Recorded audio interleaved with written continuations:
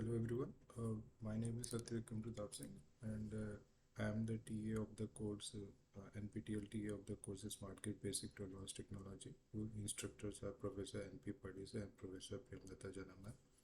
And this is the 13th tutorial session. This is a kind of a revision session for all the concepts which you have studied in this whole tenure.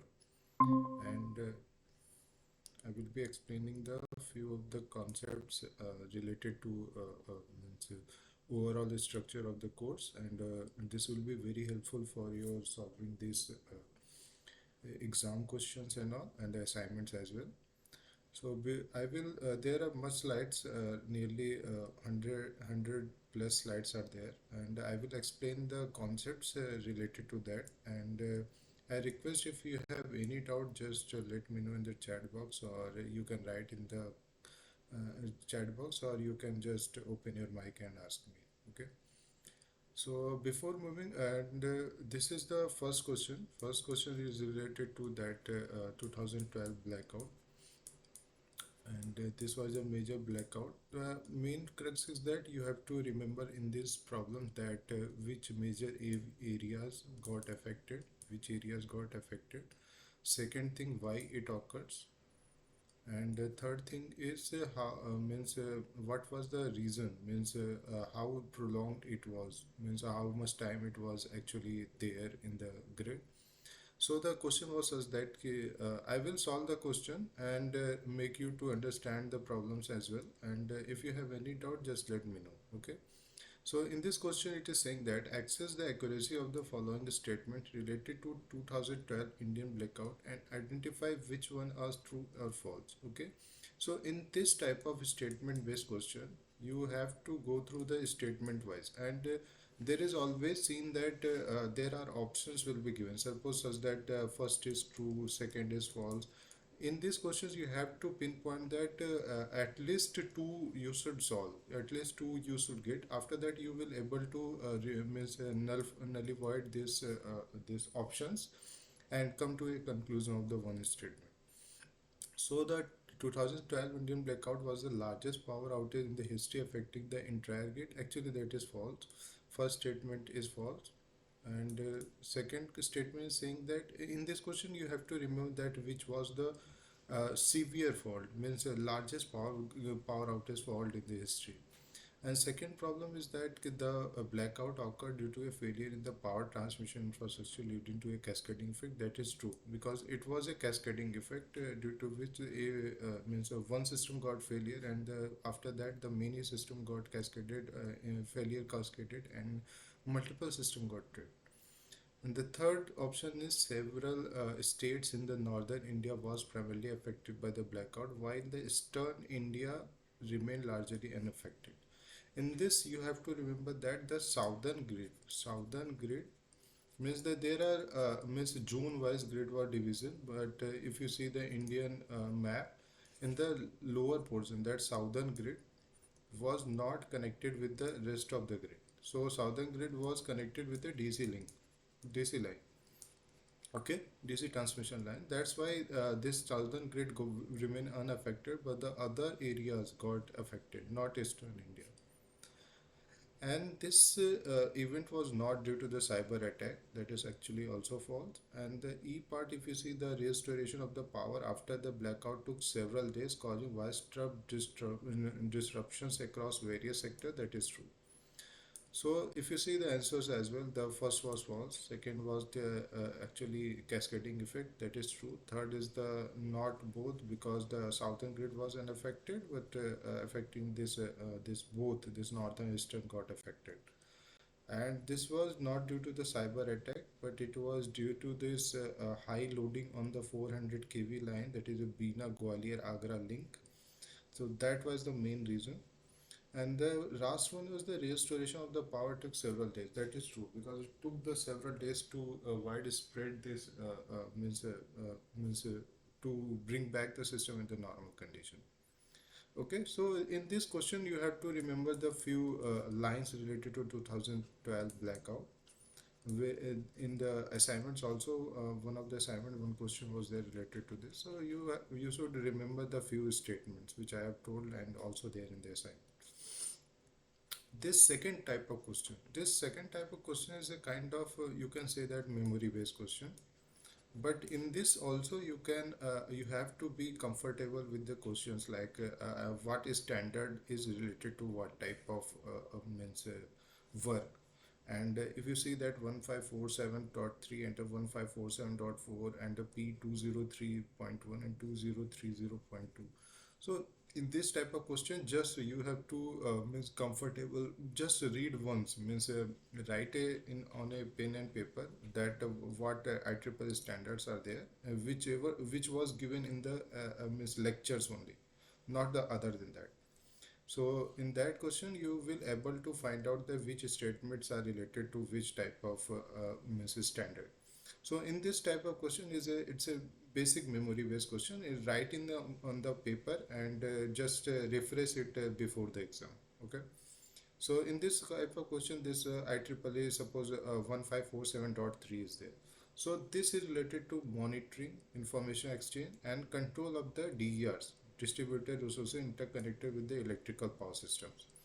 And if you see the 1547.4, it is related to design, operation, integration of the distributed energy resources island system with the electrical power system. So in the first, if you see there's DERs which are interconnected, and 1547.4 is for islanded system.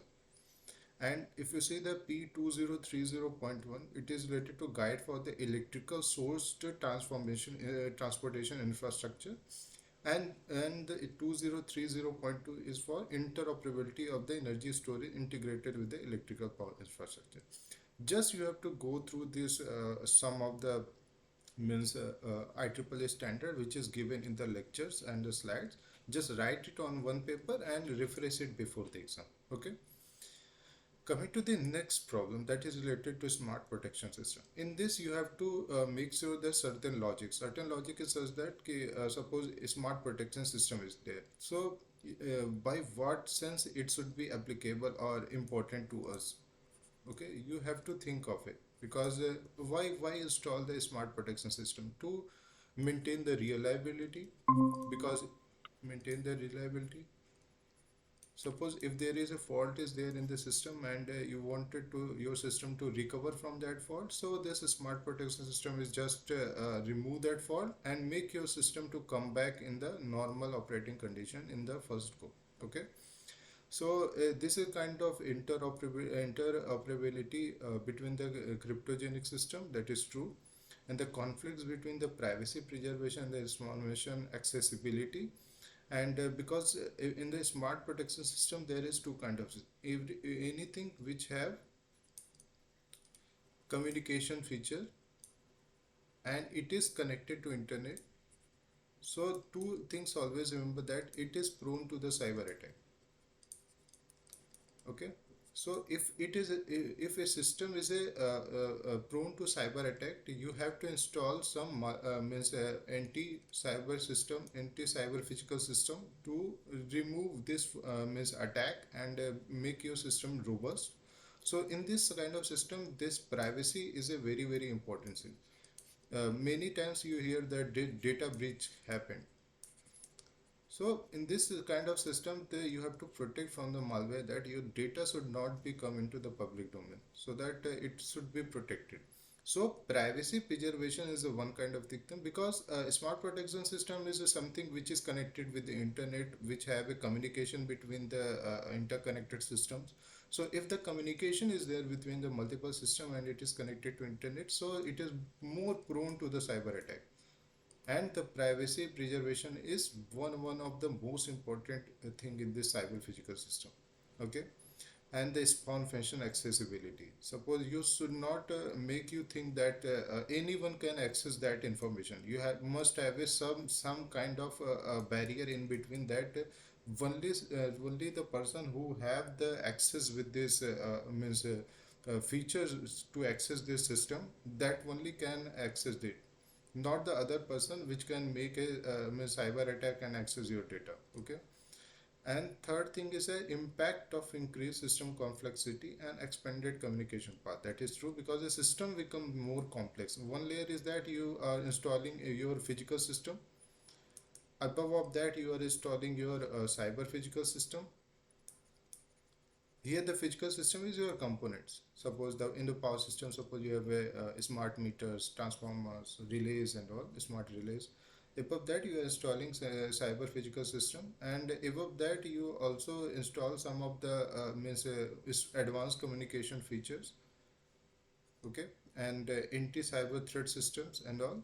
So this system become more complex, and if you using the analog systems only, means no cyber physical system, no communication, only a analog physical system is there.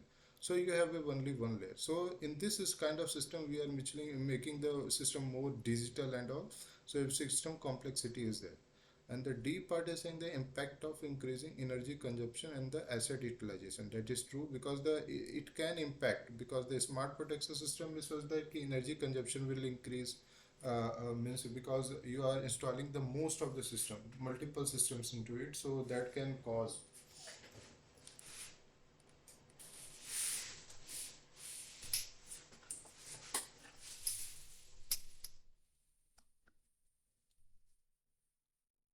In case of any doubt in between, just let me know. I'm making you comfortable with the statements that if you are if you are means taking the things in a proper way, means reading the statements and understanding the logic, that will be really helpful for you to solve the questions and all. Suppose this kind of question is there. Suppose let me take.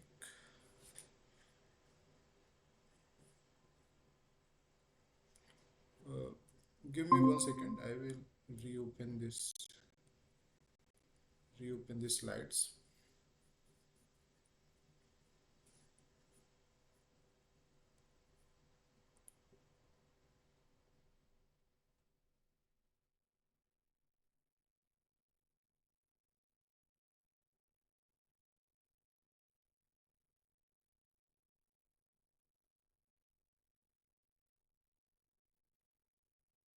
Are you able to see my slides? Anyone please confirm that?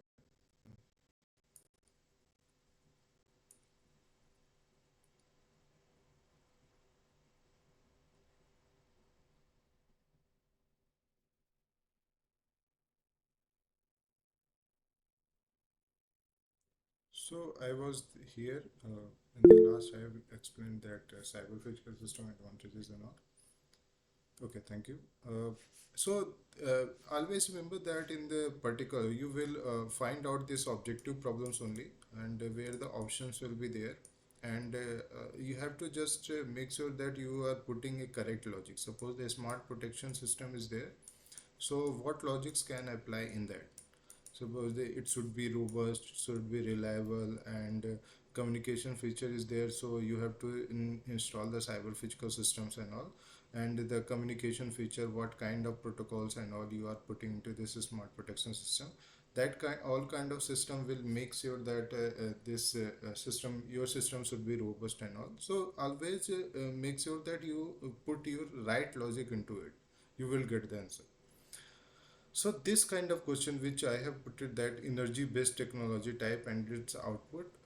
In this type of question you have to remember few of the things, that what are the energy resources, generating energy resources are there, and what forms of output it gives. Suppose it gives AC or a DC kind of system, it means AC generating sources or the DC generating sources are there.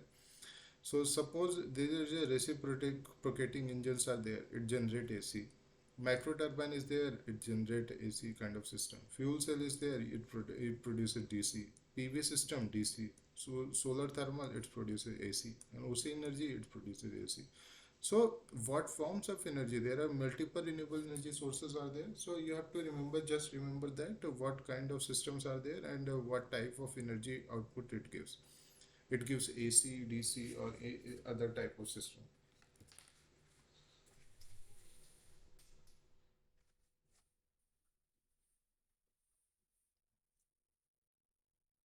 So in this question, the all are correct because the reciprocating engines generate AC and the micro turbine generate AC and the fuel cell generate DC, PV system DC and the solar thermal AC and the ocean energy is AC. So I have put it is like that a number of correct matches, but most of the time you will find the four of the option like that. This AC DC. So always remember few of the things like fuel cell, it's a DC generating sources, and the PV system, it's a DC generating sources. The wind turbine is there, so it's a AC generating sources. So you can eliminate the means options as well. Okay, so always remember few of the things you can eliminate and get the answer. So this related to this type of question related to some of the smart sensors which are installed in the smart grid. In the sensors which are there, you can always think of that. Some of the there which means measure the pressure, some which measure the temperature, some of the there which measure the if the electrical system voltage, current sensors, Hall effect sensor, that is the current sensor is there. Okay, so this kind of sensors they install in the smart grid for the means protection features and smart communication and smart control and all. So in this question, you always go through the statement. Suppose in the A is given and it is saying that real-time monitoring of the electrical parameters. So always it should stuck in your mind that it is talking about the electrical parameters. Electrical parameters is that the voltage, current, and power and all. So always go to that statement which make you comfortable with that. Suppose in the first statement, if you are reading that, it is saying the health and performance of the grid component. Okay, so not the health and performance because only it gives the parameters value. Suppose voltage, current. After that, you can find out that the if I is greater than the that threshold, so this kind of system is unhealthy. So is if you see the third statement, it is saying they monitor electrical parameters continuously, allowing for immediate response to change or disturbance. So that is true, no? Real time monitoring it is doing of the electrical parameters continuously, and if it is in not a that range which is important for you, so it is a kind of abnormal system. Okay, so that way you can go through the statements, and that is very important that you always check in this kind of problem that answers to first read the questions and go to the answer which is mostly fitted with that question. Suppose you are going to suppose the predictive maintenance capability. So in this kind of system you always think of that a predictive means the health and performance. Okay, so you will predict that how much amount of time it will take to deteriorate that system. So it is very important. Suppose I am moving to one of the question related to the PMUs. Suppose I am thinking of this PMUs. So always remember few of the statement that background knowledge. Suppose it is suppose the multiple PMUs are there in the India. So it should connect with this GPS based system. Okay, so GPS is system, so it is a synchro phase. Synchro means all PMUs are in synchronism with the time. Why? Because it is means connected. The clock which is generated, it is through the GPS. It is global positioning system, and if you see the sampling rate of it, that is synchronized real-time measurement of the voltage current, and the range of 12 to 96 samples per second. And it is used for basically monitoring of the both the system that you get steady state and the transient performance as well. And it in the second statement it is saying that it is not suitable for capturing the transient event. That is actually false. It is for the both the systems, steady state and the transient. Always remember the sampling rate, that is a 12 to 96 sample per second. And you can also find out the Nyquist rate also from there. PMUs, and also in the third statement is saying that PMUs contribute to the enhancement of the situational awareness in the power grid by providing accurate and time synchronized data. That is true. I will explain further that how it is working, and the GPS synchronization is not crucial. That is false because it is very important. If you see the basic structure of this PMU, that you have a suppose you have a power system network, it is of a high voltage level. Suppose 11 kV is there, 22 kV is there, or in the household application also 230 and 450.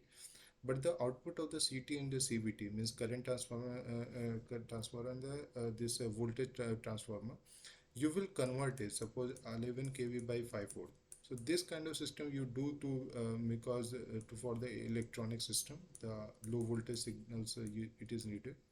So you step down the voltage level or the current level and then fit it into this means this PMUs you have by using the CTs and CVTs. And after that you will having the isolation transformer and the surge protection unit for the protection of this device. After that you do this sample and hold circuit, because if you getting one of the samples, then you will hold for some time depending upon the sample rate, whatever the time it is given. Then convert into the using the ADC in the digital domain, then process into the microprocessor, and the microprocessor get the clock. If you see this GPS receiver is there, GPS receiver give the some clock pulse by synchronizing with the system. And if the GPS is not working, then they have the self-generating clock which the oscillator is there, it generate the self clock which is similar to this GPS clock. Okay, so this oscillator is in the that condition when the GPS is even not able to give the signal to this microprocessor. In this situation, the oscillator will come into picture and make sure that this it is a synchronous phasor system. Okay, and if the data is need to be transmitted from this microprocessor for the further processing, then the modem is used for the sending the signals. Always remember in this question that you have a GPS receiver and it is a synchro phasor system. And second thing, when the GPS is not working, it also have a feature of the self-generating clock using oscillator. Third thing is that if it wanted to tender data from it, so it uses the external communication device, that modem and all. So always remember the sample rate and GPS synchronized system. Third thing, and the self-generating clock and the GPS receiver. Okay. In case of any doubt, just let me know in the chat box. Okay. So I'm making sure that you should be comfortable with the type of questions, because there are many varieties of question you will find out, and I'm make sure that you should go through the all the means topics as well. Means you get one of the solutions and all, but always try to cover the all the topics. Okay. So here the one of the statement is given the power range of the commercial building. So always remember that when the this power level is less than 20 kilowatt, it's in the according to your lectures and all, it is a residential loads. If it is a 20 kilowatt to and 200 kilowatt, it is a commercial. And if it is a greater than 200 kilowatt, it will be industrial kind of. So this kind of categorization you can find out that residential less than 20 kilowatt, commercial 20 to 200, and industrial greater than 200. And this type of question is generally memory based, but if you remember the few points, then you can solve this question. Always make sure that you always write in one paper that what are the standard are there, and always write in front of that what it is for, what it is for. Suppose you have a 25 statements are there, 25 protocols are there, write it one page and make sure that you should read it once before going the examination. Suppose the IEC 61400 and 25 means the protocol is there, it is for the interconnection of the DERs. And this 61850 and 5, it is for the this wide area situation awareness. 61850 is for the substation protection and the automation. IEEE 1588 is for the time synchronization, and 1686 for the cyber security. So just remember the few of the things like 1686 and 1588, write it on a paper, and make sure that you should study before going the examination.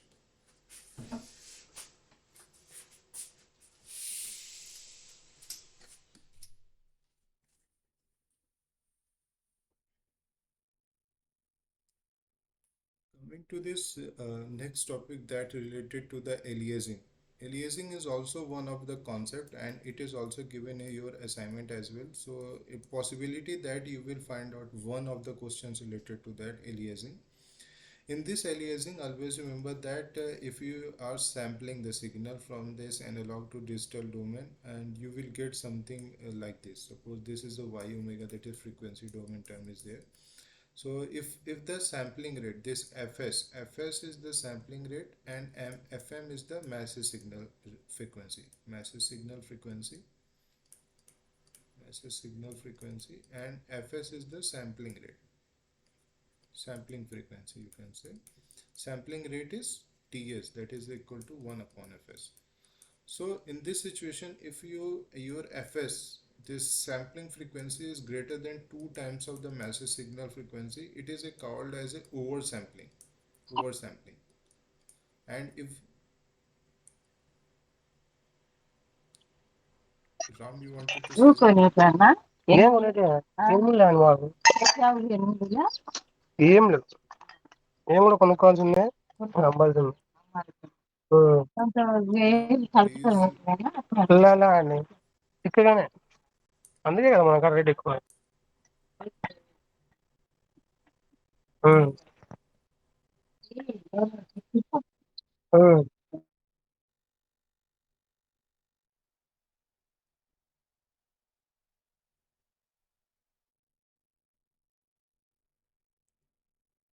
okay, so this is a sampling rate which I am explaining, that Fs is equal to 2 Fm is there. So it's a kind of perfect sampling, and if Fs is less than 2 Fm, it's a undersampling. What is desirable? Actually, desirable is the perfect sampling, but actually you have to give some margin also, so for avoiding distortions and all.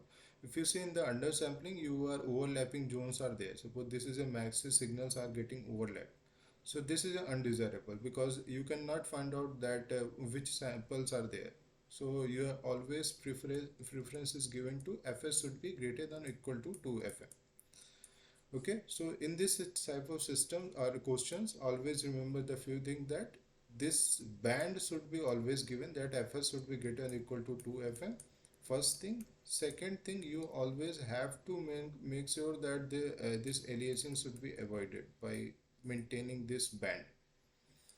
Okay, if it is saying that it is on the boundary, always use the formula Fs is equal to 2 Fm for finding out the massive signal, the sampling rate. And this actually this theorem known as the Nyquist-Shannon sampling theorem. Okay, so you can go through the statements and all, and this is for the avoiding the distortion. I'm making sure that you should be comfortable with the all concept till now what you've been studying. So I'm covering the most of the concept in this session. So suppose this kind of question is there, is by reading the question, if you read that the considering a signal with a highest frequency component of the 1000, means signal is given and its a highest component is given, highest frequency component is given as 1000 hertz. So by using the Nyquist-Shannon sampling rate, what is the minimum sampling rate? So minimum sampling it is again. So what is the formula? Fs should be greater or equal to 2 Fm. So minimum criteria is that Fs is equal to 2 times of Fm. So Fm will be how much? This Fs should be 2 times of this 1000, that is equal to 2000 Hertz. This is the minimum sampling rate, that is the C option. But if it is asking not the minimum, what is the sampling rate required to avoid the aliasing? In that case, you should always prefer the Fs should be greater than 2000 Hertz. Okay, that is the 2500. If it is mentioning that it's a minimum, you always take the threshold, that is Fs is equal to 2 Fm. Okay, and one of the question in the one of the assignments assignment 10 question 10, sorry, assignment 10 question 5, put the question in here. Actually Gokul, please share that question in the right in the chat box, or you can see also in to me by opening your mic, uh, so that I can become comfortable, because So I it will is not regarding go back and an repeat OLTC this question assignments on again. road tap changer. Okay. Now OLTC is connected with the node 1 and 2 regulating voltage. Am I audible? And Okay. OLTC is connected between nodes 1 and 2, regulating the voltage at node 2 with respect to node 1. The voltage at Yeah. node 1 is 1 per unit and the tap position of OLTC is minus 10. Compute the voltage at node 2. That Okay. is the question. So the minus 10 position means we thought Okay. this winding, Okay. percentage of winding was indented. So can you give a clarification on that question?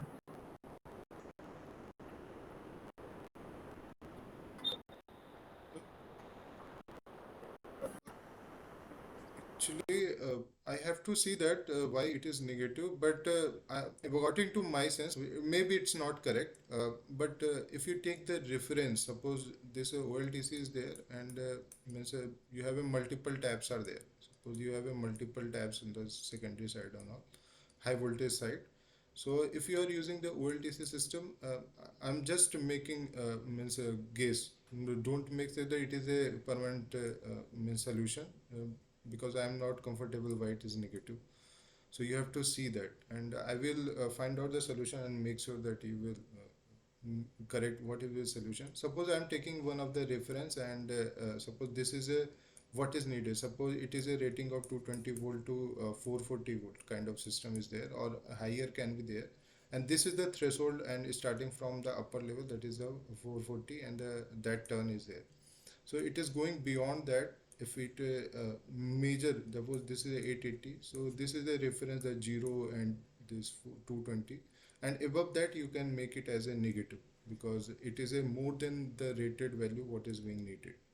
This is one kind of system can be there, and 80 is always been preferred. Means suppose uh, uh, you one kind of system like this is there, and you have coil 1 is to kt is there, and another term is the 80 to 1. In that terms you can also see that what is the ratio. Suppose the kt is there and multiplied by 1 upon 80. Other system, there are two systems are there, one is making as a positive and one as a negative. Both can be feasible, and but I am not comfortable, means not sure in that question what is negative. So I will find out and make sure that I will mail you. Write in my your email ID in the chat box. I will find out and send you some of the solutions related to that. Google. Yes, very much. Are you comfortable?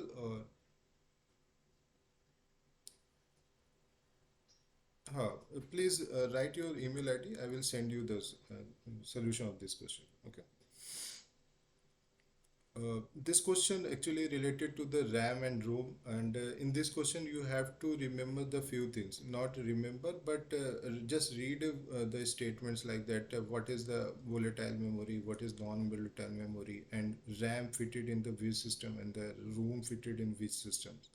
So just read once that I have put it this chart for you, and you can actually means, get one of the questions related to that. Possibility is there, because in the assignments one of the questions is related to that. The what kind of system is a volatile and the non-volatile. So make sure that you should study once before going to the exam, because you can find out the one of the question, but make sure that you should always study this statement, this question, this table and all.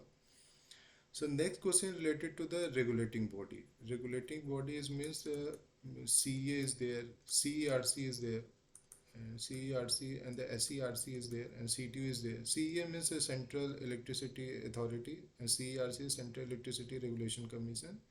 SERC is the State Electricity Regulatory Commission. CTU is the Central Transmission Utility, and STU is the State Transmission Utility. So some of the things are like that. Means some of the regulating bodies there for the electricity commission, and the some of the transmission related, some are related to distribution like discoms are there. So always remember that the which is the central authority and which body is related to what kind of work. So by reading the statements you can find out. Suppose the CA is there, it advises on the matter, means it's a advisory board member. advisory board. So it's give the advices related to the national electricity policy and the formulation for the short term and perspective plan for the development of the power system. Means advisory board. Always remember it's an advisory board, not a making body, not a think tank and all. And CERC, SERC, if you see that, it's a regulating tariff, formulating policies regarding the subsidies and the promotions. So it is the body which is actually formulating the policies. That's CERC and the SERC. And CTU, STU is related to what? It's related to interstate or intrastate transmission line. So always remember this type of thing. The CA is the advisory board, and CRC, CRC actually forms this and regulate the tariff and the form the policies related. And after that, it goes to the CA for the advisors and all, and advisor and the implementation. CTU and STU is related to transmission and all. And the other topic which I wanted to tell you that is related to smart meters. Smart meters, always remember that why it is a smart, because it's a communication features and it's a connected to internet for the sending the data or capturing data in the cloud. So why it is smart? Anything which is actually connected with the internet and have the communication feature, you can consider it as a smart. Related to your phone, smartphones as well, it's a communication feature and it's connected to internet. Suppose you have a small phone which is Nokia 360 and all, which is back then, so that is not a smartphone because it's nowhere having these internet features and all. So remember that which is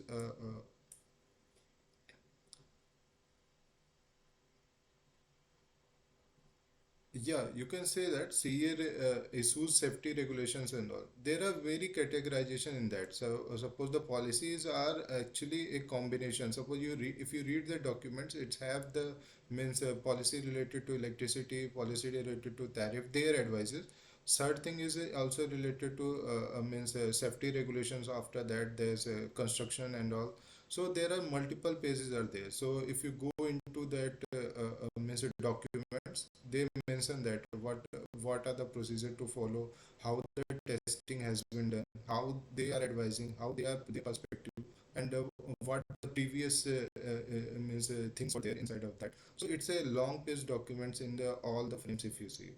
So CA actually that documents if you see of the CA, and it's a means captures the all the features related to present, future, and the process and all.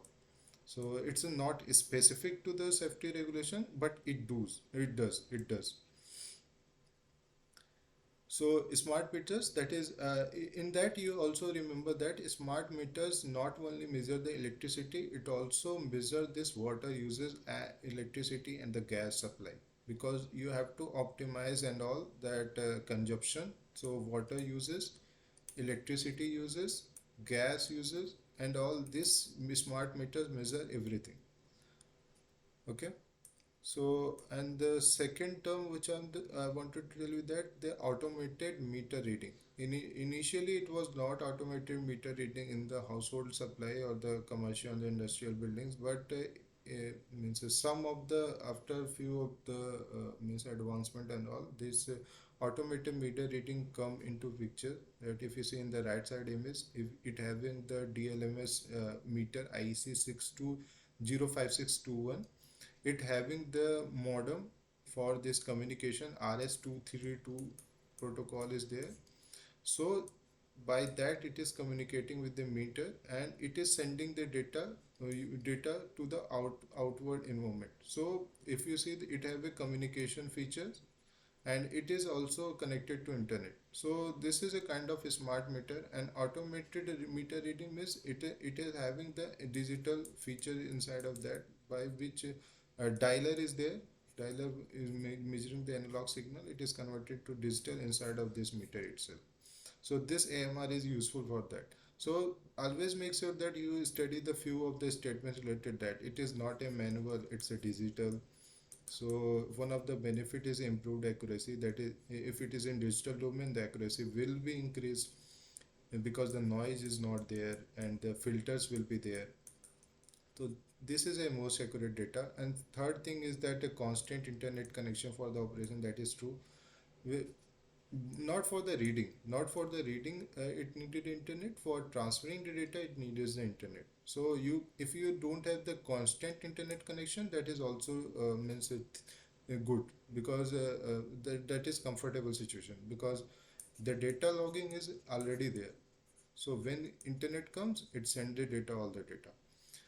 So primary purpose of MR to reduce the operational efficiency in the utility company, not reduce the operational efficiency but increase the operational efficiency. So in this type of statement based question, you always make sure that pinpoint, you check the whether it is rating reducing or whether it is increasing.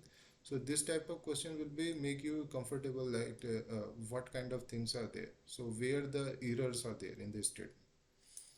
Suppose this kind of system related to communication protocols and communication methods by which these devices communicate with the other components. Suppose the mesh network is there, Wi-Fi, PLC, and the cellular. So always go through that in the right side part, what is written. Suppose in the first statement it is written that a network topology in which each device is connected to several network. It means that one device is there, it is connected to the multiple network, like a mesh-like structure. In the question itself, it is saying mesh-like structure enhancing reliability and the coverage. If you see the Wi-Fi, it's a wireless communication. Wireless communication. PLC is a line-based communication. Cellular is also wireless. So in the two options, it's a wireless. So always go through the statements that which is saying the wireless communication. In the D, if you study, read that the communication through existing power line. So it's a saying of the PLC. So after that, you can see that the third is D part. Third is D. So and the sum statement is there. First is A. First is A means first statement is correct. So from that you can say that from the eliminations and all, you can find out the exact solution what is there. So always make sure that you should read the first statements and also go through study the all the statement in the right side also. Suppose this type of question is there related to reclosers. Always remember that reclosers open the systems when it is a fault comes, but it also makes sure that it for the reliability purpose, it clear after the fault clearance, it closes back to ensure that the reliability of the system, so that the network should not be get interrupted. Suppose reading the first statement, if you say that recloser in the distribution automation are the devices designed to permanently interrupt the flow of electricity in case of fault. Not permanently interrupt, but it is short-term interruption. Means when the fault is there, you should interrupt the system and come back in the means normal condition after the clearance of the fault. So this is the most important thing, that you should come up with a solution that what is the background knowledge of that. If you see from this first to go, if you have not the knowledge of the recloser, that fault should be cleared. It is one of the main feature. No, that is not correct, but also make sure that the system come into normal picture. And the second statement saying the primary function of the recloser is to automatically restore power after a momentary fault or the disturbance. That is true. So some of the statement you have to make sure that you always know the exact statement of that word. And the reclosers can only be operated manually by utility personnel, and no, that is false, because it's a self-healing thing is there inside of that. It automatically trips and automatically come back. The use of recloser in the distribution automation can contribute to reducing outage duration and the improving system reliability. That is true. That is the same as the second statement.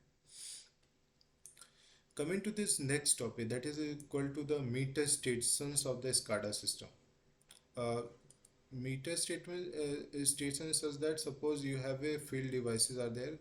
Suppose you have a substation is there, and you install the some of the field devices. Suppose you installed some sensors, suppose temperature sensor, voltage, current, power, and all. Some sensors you have put it into this substation, and you wanted the data of that all the sensors to be analyzed. So these are the field devices, and which is a communication system is there, which have a communication feature, and after the through the communication, this sensors send the data to the data acquisition server or the front end processor. After that, it is put it into real time data server or historical data server, application server or the this operation workstation is workstation is there, which monitors this all the data and come up with a conclusion that whether the your system is working fine or some is disturbance came, or how it got recovered, how fast the system is. So this kind of system you can find out that what are the things are there inside of this in this master station of this SCADA.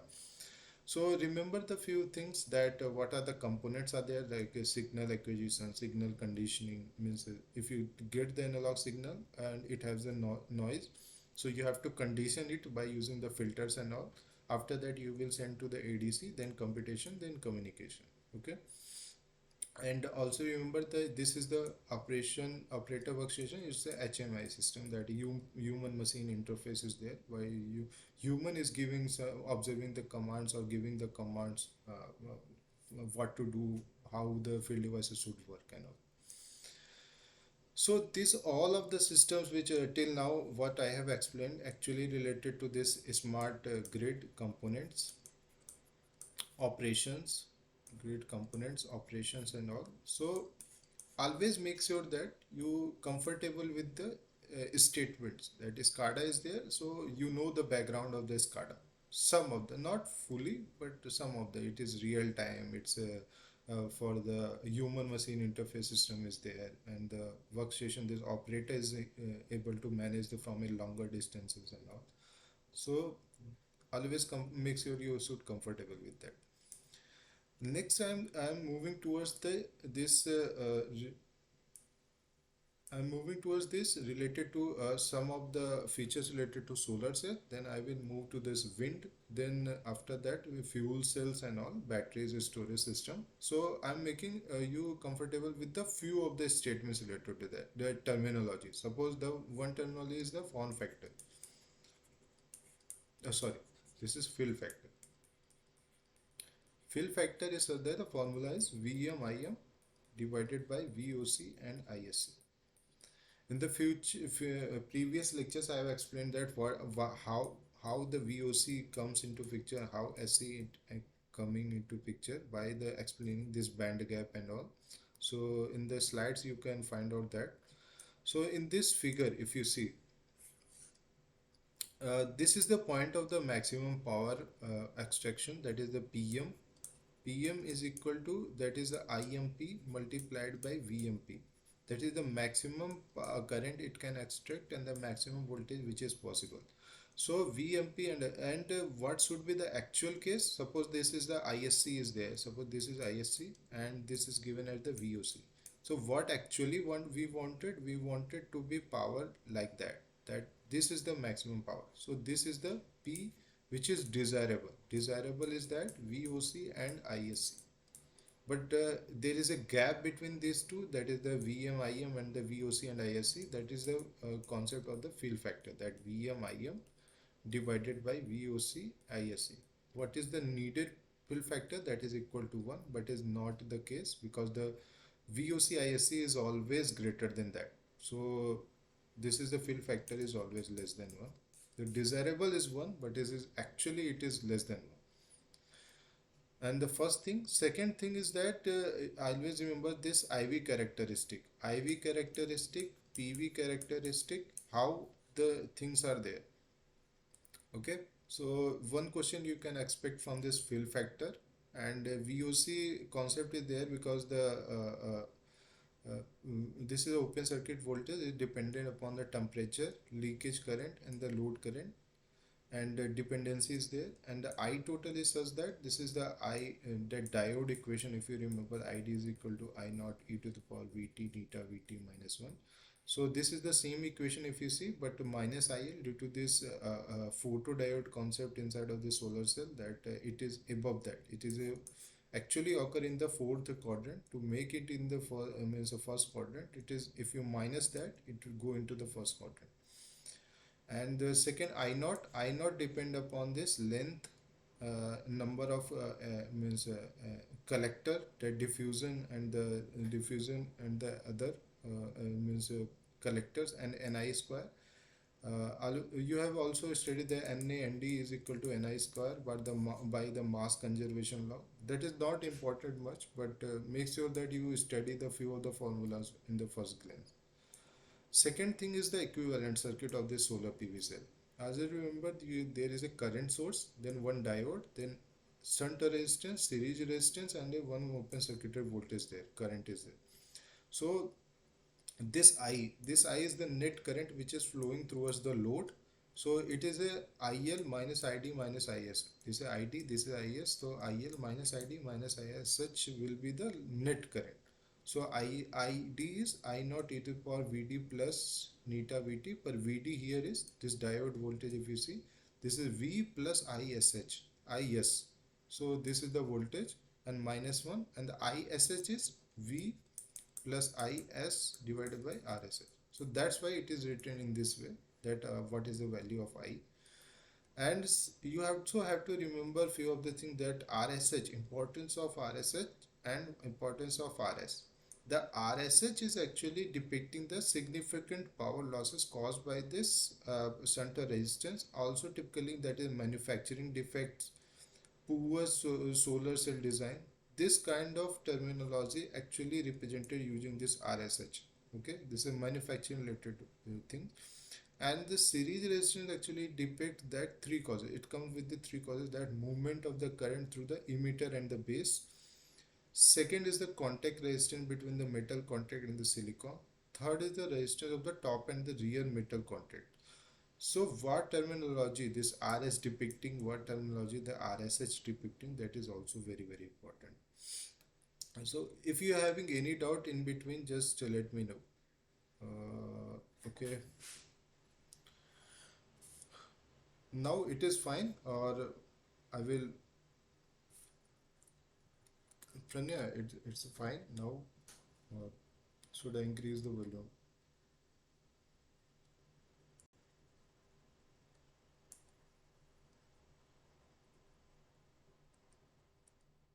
Okay.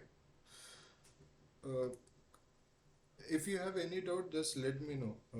If I will not comfortable with the some of the concept, I will mail you related to that some of the documents, and otherwise if I am comfortable, I will make sure that I should clear your doubt. Okay. And these are the three generations of the cells, that is first gen, second gen, and the third gen. That silicon PV was the first, second is the thin film, then the emerging PV, that is perovskite and all. The research is going on, transparent solar cells and all. So silicon PV was the first generation. Was just remember that crystalline silicon solar cell was the first. Amorphous was the second. That's it. And the perovskite and other organic and the component, these are the emerging PVs. Third thing you have to means a few things you have to also be comfortable with, that the what type of percentage generation efficiency is there with the most of the solar generating sources. So if you see that monocrystalline silicon, it actually generate 9 to 12, poly is 12.5 to 15, copper, indium, gallium cyanide 10 to 30. Amorphous is very low. Amorphous is 5 to 7% one. It's a second gen, but its efficiency it's a 5 to 7%. So always make sure that remember that monocrystalline this polycrystalline is actually higher range efficiency, but the amorphous is lowest, and monocrystalline is lower than the polycrystalline silicon. So few things if you remember, then you can able to solve this kind of question. Amorphous lowest, polycrystalline highest, and polycrystalline have greater than the monocrystalline. So you can eliminate the options as well. Okay. Coming to next type, that is the PV types, which is I have explained in the further inside of that PV cells have the three types, that is crystalline, thin film, and special. Special is the which is going on research is there. And the crystalline is polycrystalline or monocrystalline. This is the crystalline cell, and the thin films are the amorphous and the tender. And other is the related to solar charge controller. Solar charge controller is that suppose the PV generation is there, so that generation should be utilized at a maximum rate, P max rate. P max is VMIM. If you categorize with the fill factor should be always less than 1. It means that VMIM divided by VOCIS. Okay.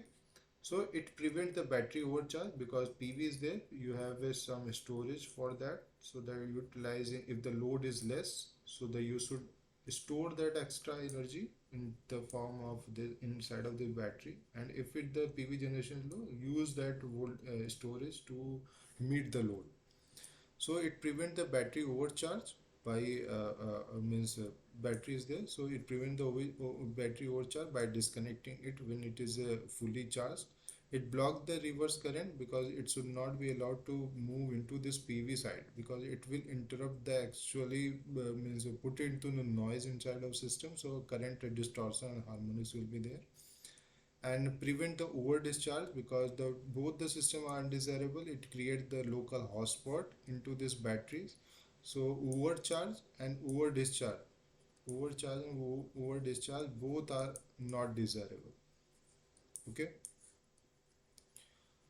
And prevent electrical overload also because if the load is higher, so load is means lower than the kind of system, then it is stored the extra power. If it is a overloading situation is there, so this battery should give the extra power. If it is not able to give, it should trip. It also display battery stages that SOC and all, and maintain the DC link voltage for the if the inverter system is there. And the two things are there here related to characteristic of this PV cells. Always remember that if the efficiency, the irradiance increases, the current level also increases. That is proportional in rate.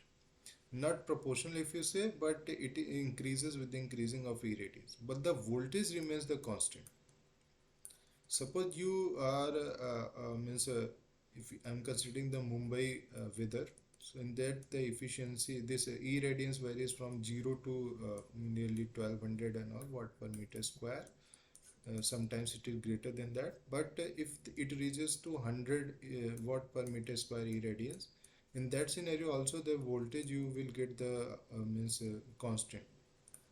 If you see here that 250 watt per meter green line, here the voltage is actually maintaining at a constant rate. Suppose the P max is there here, it is constant. And if you increase the irradiance 500, it is also nearly same. If you increase it up to 750, it is also remain same. After that 1000, it is also. But the current, if you see, current is increasing. This is the I1, I2, I3, I4. So current increases with the increasing in irradiance, but it actually constant with this voltage. Voltage is constant. This is actually at a constant temperature. Okay. In the PV characteristic, if you see this generating power, because the current is increasing and the voltage is constant, so power which is generating, that PM is equal to VMIM. This I will increase, this PM will also increase. So this power, if you see that P max which is generated, it is actually coming more than that. If the irradiance got increased, this power will increase. Not much variation in the voltage. Voltage is, it's actually nearly constant. It is actually at a constant means temperature. But if you see that it is a variable means temperature variation.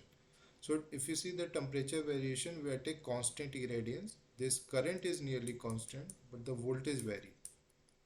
Voltage is variable. If you increase the this means temperature, this voltage will drop down.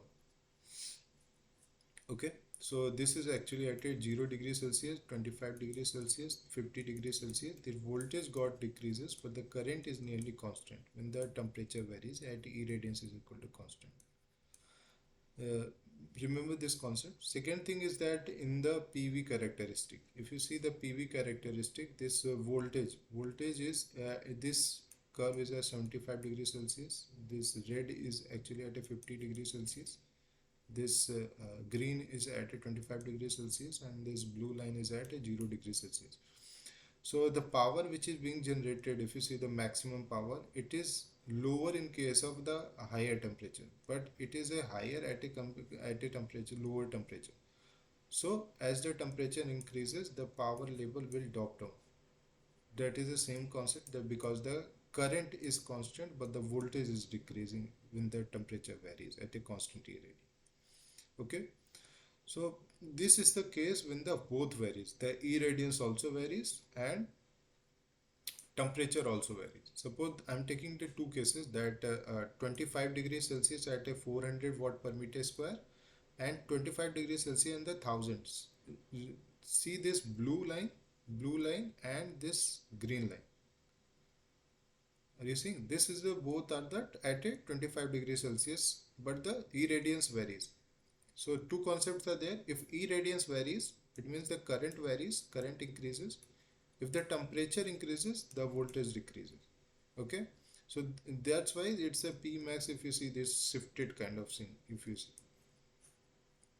Same with the, if the irradiance constant and the temperature varies, if you see from the green and the violet, this P max got shifted in the left side because the temperature, if you see, it's a higher, it's a 75 degrees Celsius. So P max is lower. And in the green line, if you see, it's at a 25 degrees Celsius at the same radiance, but the P max is greater in this case. So these are the two concepts of this variation of the current and voltage with respect to irradiance and the temperature. Okay.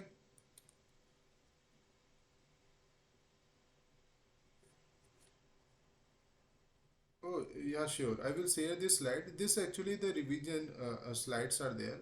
You can find it out from the previous lectures itself. And I will explain that in a one go after this session. Okay. First, let me cover the all the concept. I'm just explaining you, make you sure that Okay, sir. you should comfortable with the Sir, all the concepts. Okay. good morning. So Sir, can you explain scenario how the solar photovoltaic cell convert the light yeah. energy into electrical energy?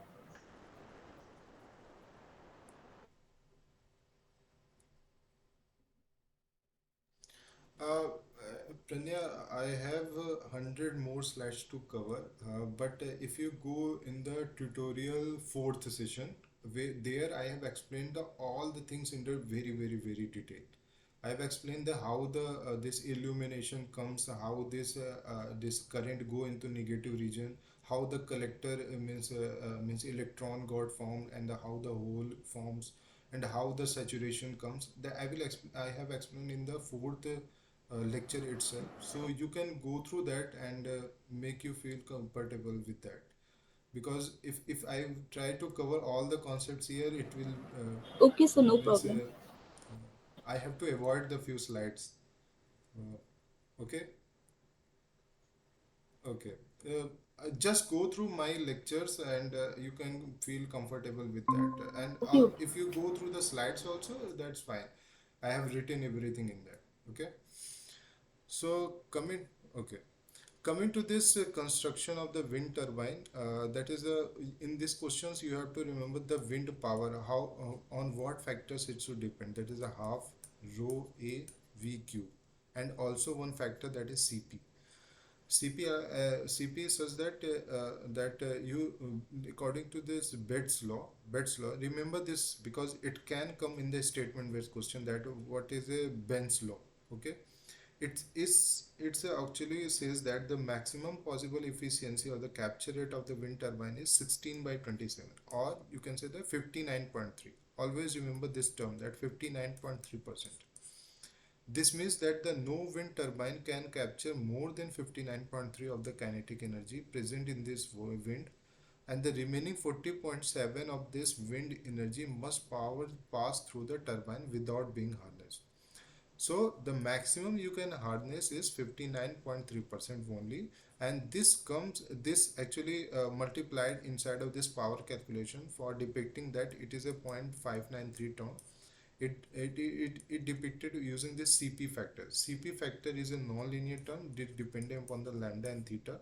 Lambda is the tip speed and the theta is the pitch angle. If you see in the figure itself, that is the, if it is the plane of rotation and this is the blade, so the plane of rotation and this blade center blade's center line make with the angle at a theta, that is known as the blade pitch angle, and the beta is such that when the wind is coming from this, suppose this way, so between that center point of this blade and the wind speed, it is beta. Okay, so beta variation, if you see that in this lambda varies with the beta, and same with the factor with the CP. If you increase the lambda PT speed, that your CP will vary. If you see that CP is vary, okay, and CP got into the maximum level at 0.593. That is, do not go, it's a beyond their limit.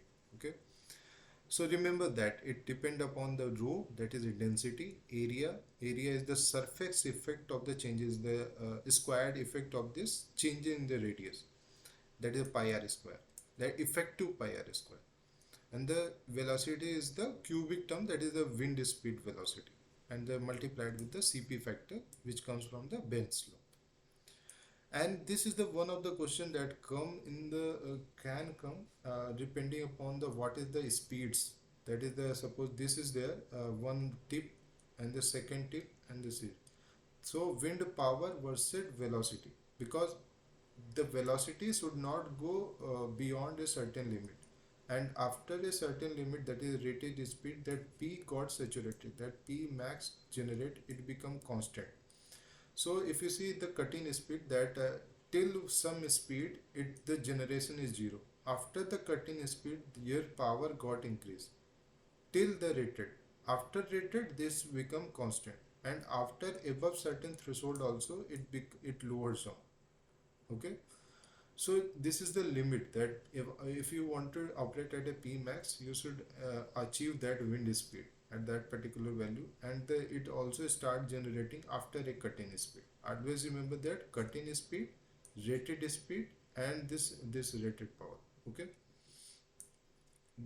by this cut-in speed, rated speed, and cut-off speed. This is the cut-off speed after the generation goes to zero. Okay, always remember this, cut-in is rated and cut-off.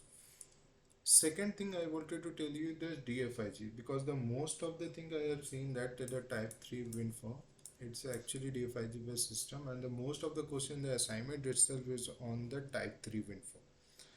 So concept here is such that the let me make you comfortable with this some things, that this, if you see this rotor, this DFIG W fit induction generator, its rotor is actually connected with the grid with some converter, that is the AC DC converter, then DC link, then DC to AC converter, then you have a filter.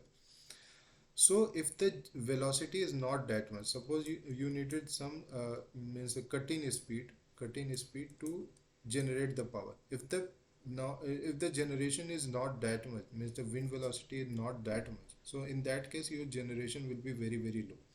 But in the stator side, you have to maintain the PG, that is the generated power, or the, you can say the stator power, as a constant level. Okay, so for that purpose, when the generation is not that much from the wind, so you should take the power from the grid using this converter and fit it into through the rotor to the stator side for maintaining the PS as a constant. But in the some scenarios will be there when the rated power generation will be greater than the rated, or more than the desired. In that case, the extra power will be sent it to the grid through this parallel path by maintaining the PS constant. So there are two things are there. Suppose the generation is more than the desired, in that case the parallel path, the extra power, that is the suppose this is the extra power, that is the P generated minus PS, because you have to maintain the PS as a constant, stator side power as a constant. So this much power will go through the parallel path. Okay, suppose the generation is lower than the desired, in that case your P extra will be that PS minus Pgen, because here the PS you have to maintain constant and it is less, more, but the generation is low. In that case, PS minus P generator should come from the parallel path. So in this both the scenario, PS is maintaining as a constant, but the P rotor is variable. Okay, P rotor is also taking the power from the wind, which is rotating the turbine, and second is it also taking from the grid. So this is a concept of the DFIG based system. And the second thing is that with the slip speed. Suppose if the wind velocity is greater than the synchronous speed, then you can say that it's a super synchronous speed. Super synchronous speed. That Wm is the super synchronous, and if Wm is less than Ws, it's a sub synchronous because the speed is less. It's a sub. In this case, in the both cases, if you see that a mechanical receives the mechanical power, if the super synchronous is there, so it's received because the mechanical PS you have to maintain a constant, but the rotor is delivering the extra power.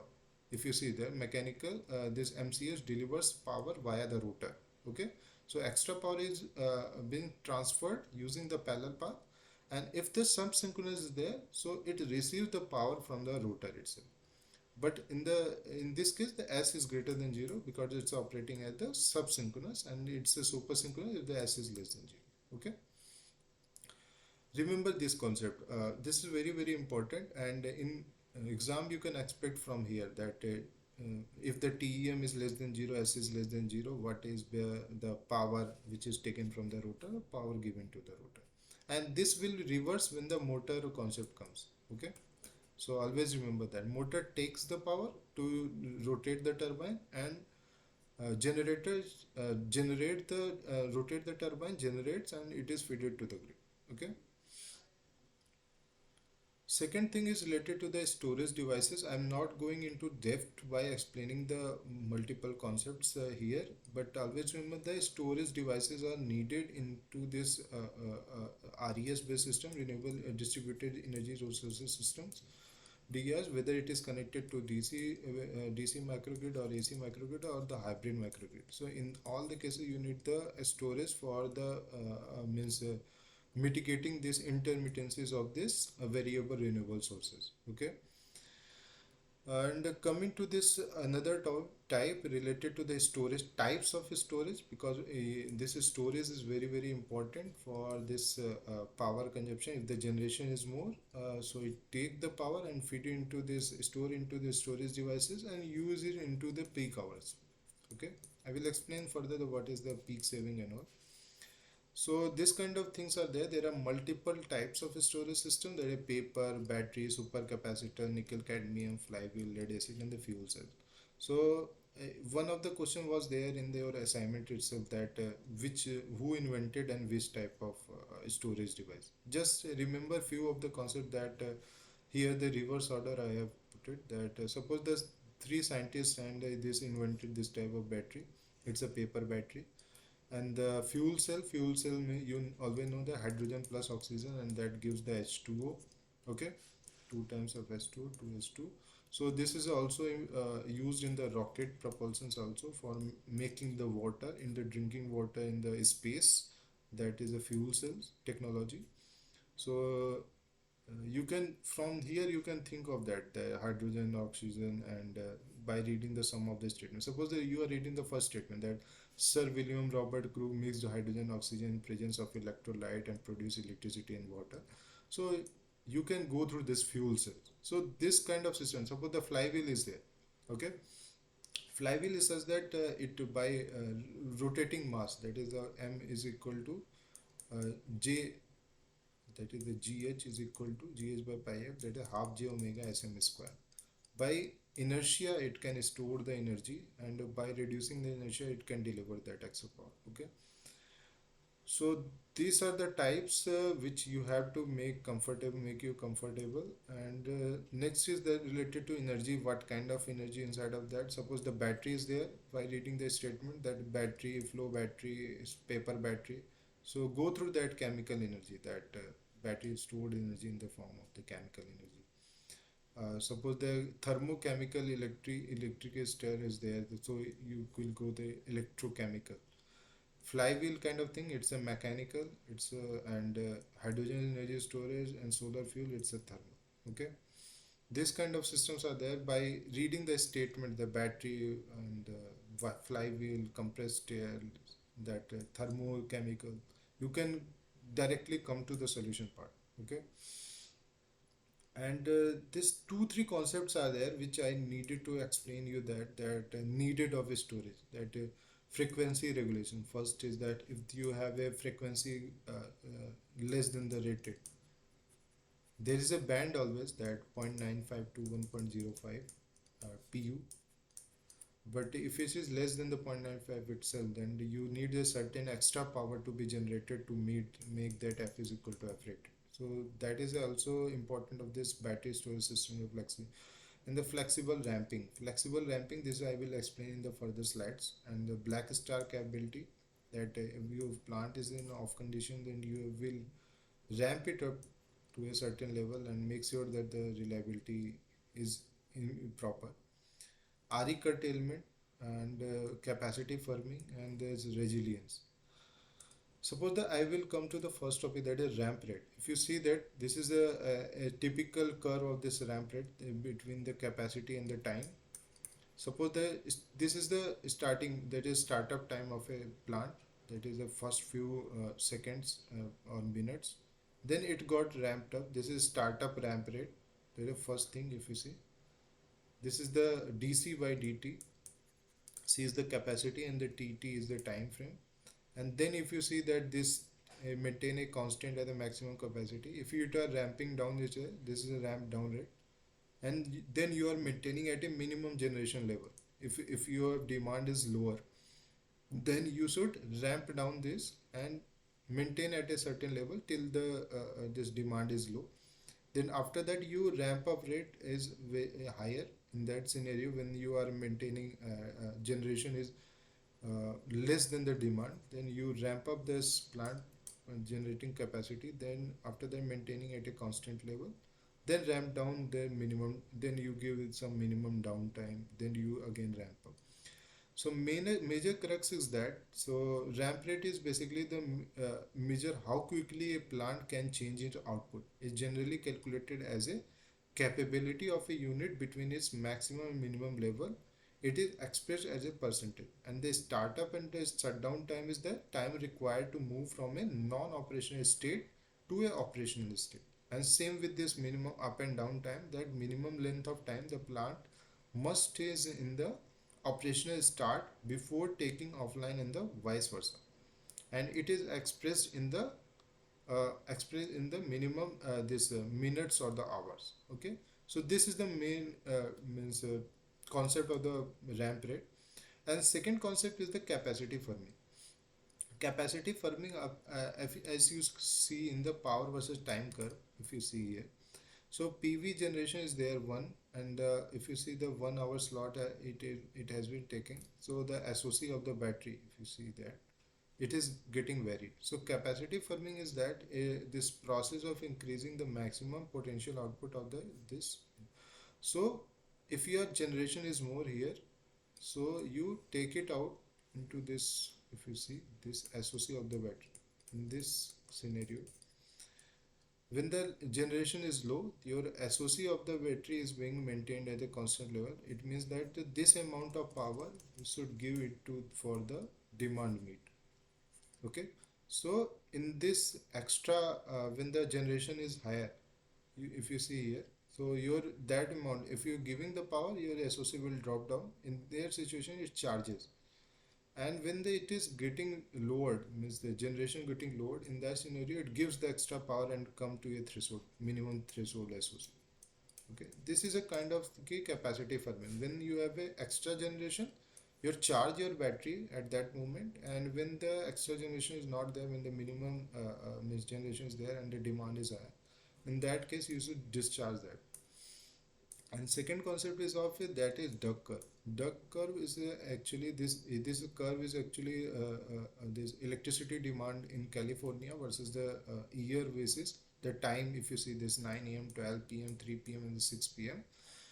So suppose the year, if you're considering the 2019 year, if you see here, the generation was initially was higher. This is 0000 am till 9 am. If you see, it got increased, then after that it got decreases, and this is that. So why it is happening? Because if you see the solar generation typical curve, this will be like this. Okay, this is like this. In this scenario, when the solar generation at a peak, at a higher level, so the electricity demand which is taken from the grid, it is actually lower. Okay, in this, if you see that this is a lower, this is the A curve, it is lower. And after that, when the solar generation is not there, so you have to ramp up the plant, and you have to generate that extra capacity to meet the demand, and after that it is falling down. Okay, so same, if you see that when the 2019 case is there, so the PV plants was less. In 2020, PV plants got increased. In 2021, 2022, if you see, the plant for this generating capacity from the solar is further got increased. In that scenario, the energy capacity which is taking from the grid is actually gone below very low level. If you see, it go to the 18,000 megawatt level. Okay, so the generation from the grid got very low in the time frame that 9 a.m. to 6 p.m. So what happened was that, suppose at 12 p.m. scenario was such that this is the actually lower level of the generation, and suddenly at a 6 p.m. your generation needed to be like that. So this is actually the ramp rate. Ramp rate, if you see, this is the minimum C minimum and C maximum which is needed at a 6 p.m. So C max minus C minimum and divided by the time which is needed. That is the 6 p.m. That is the 6 hours. Okay. So this is the ramp rate of the plant, and this got increased. Okay. But the conventional plants have a certain problem. It have a certain range of this ramp rate. So you have to so this is what not possible for the plants also to maintain, go from a means at a minimum C rate to the maximum C level in a minimum possible time.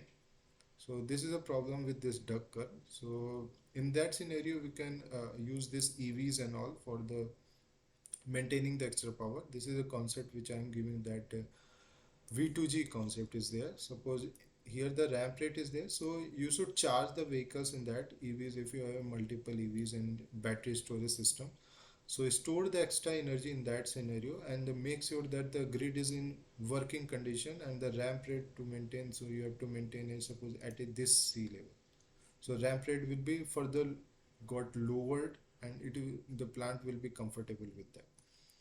And second is related to concept of this V2G, that multiple EVs are coming into picture, and penetration is going beyond the limit. So in that case, the transformer overloading is there, because this transformer have to be operated 70 to 80% of the loading level. So in that scenario, you have to change the transformer when the higher EV penetration will be there in your substation or this. Okay, so this is concept of V2G is that when the peak hours is there, suppose this is the typical load curve is there, so this is morning peak and this is the evening peak. When the evening peaks are there, you should discharge your battery using the V2G concept, and you should charge the vehicle when it's off peak hour. This is a morning peak, you should charge when the morning peak or the evening peak is there, and after that you should discharge, and then after that you can charge. So this will make you different from this investment, that you should not have to invest in the transformer, that putting the higher capacity transformers and all. So after a few years you will take the time, and after that you will fit it and put the this upgraded transformer, and you don't need to invest the higher amount of means money in a one go. Okay. And one study was there in the Hamburg, that is Germany, and when the EVs fleet was smart charging devices, solved this traffic congestion, and the grid upgradation required the 100 per times less capital. Okay, so this is important of V2G. Second is the classification, which I have explained, the mechanical, electrochemical, chemical, electromagnetic, thermal, and the hybrid. Just you have to, if the question comes, that you should make sure that what kind of system. Suppose the flywheel is there, it's a mechanical, means it's have a rotating part. So this kind of system, if you see, and first go, you can eliminate the options. Electrochemical, that lithium ion, lead acid, nickel, cadmium, vanadium, and redox. Chemical is fuel cell, hydrogen storage, biofuels, and all. Electromagnetic, that superconducting capacitor, magnetic energy storage, and all. Hybrid is such that the battery plus flywheel, battery plus fuel cell, battery plus supercapacitor, the battery plus fuel cell and supercapacitor. Then kinds of system are the hybrid system, when the two devices or two energy storage systems got combined. Second is that depending upon this reserve and the response services, transmission and distribution support. So there is a one categorization there. This is the discharge time. Suppose you want the storage system for frequency support. Okay, so you wanted to install a storage system just for the frequency support. So this is a short term support from the storage, short term but a higher rate.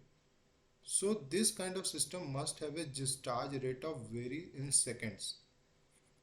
But this is a one system. Second system is that you wanted your storage system just for long term support services.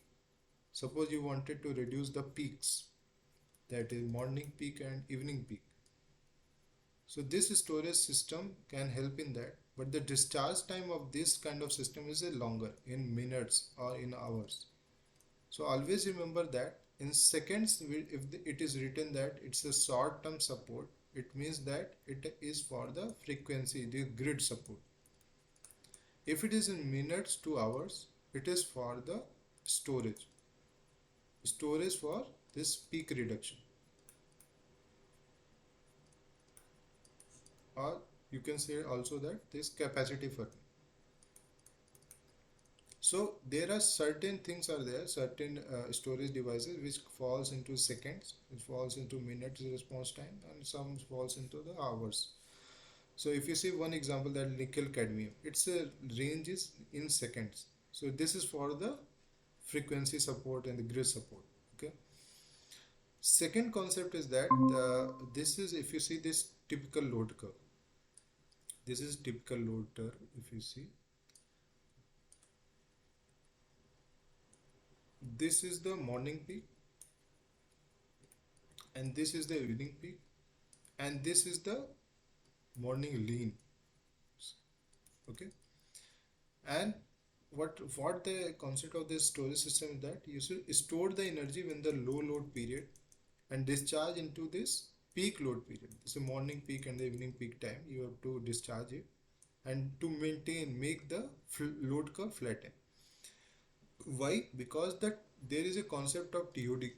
TOD is the time of day tariff. Time of day tariff. There are slots are given. Suppose that you can consider Maharashtra case. There is a 6 to suppose 9 a.m. 9 a.m. to 10 p.m. Then 10 to 12 a.m. 12 p.m. Then 12 to suppose 6 p.m. Then 6 p.m. to 10 p.m. and then 10 p.m. to 6 p.m. 6 a.m. 10 p.m. to 6 a.m.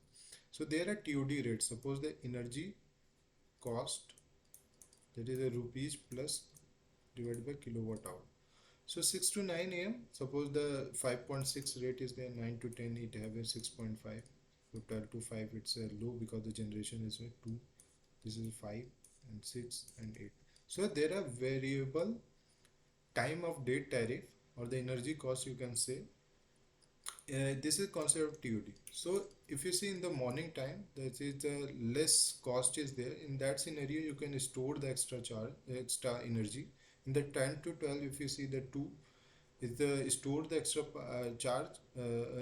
extra energy in that, because the cost is lower, and you can discharge when the 6 p.m. to 10 p.m. if you see in the 12 to 6 p.m. the higher cost. So you can sell the extra energy in that case and earn the money, and you can also help in flattening the load curve as well.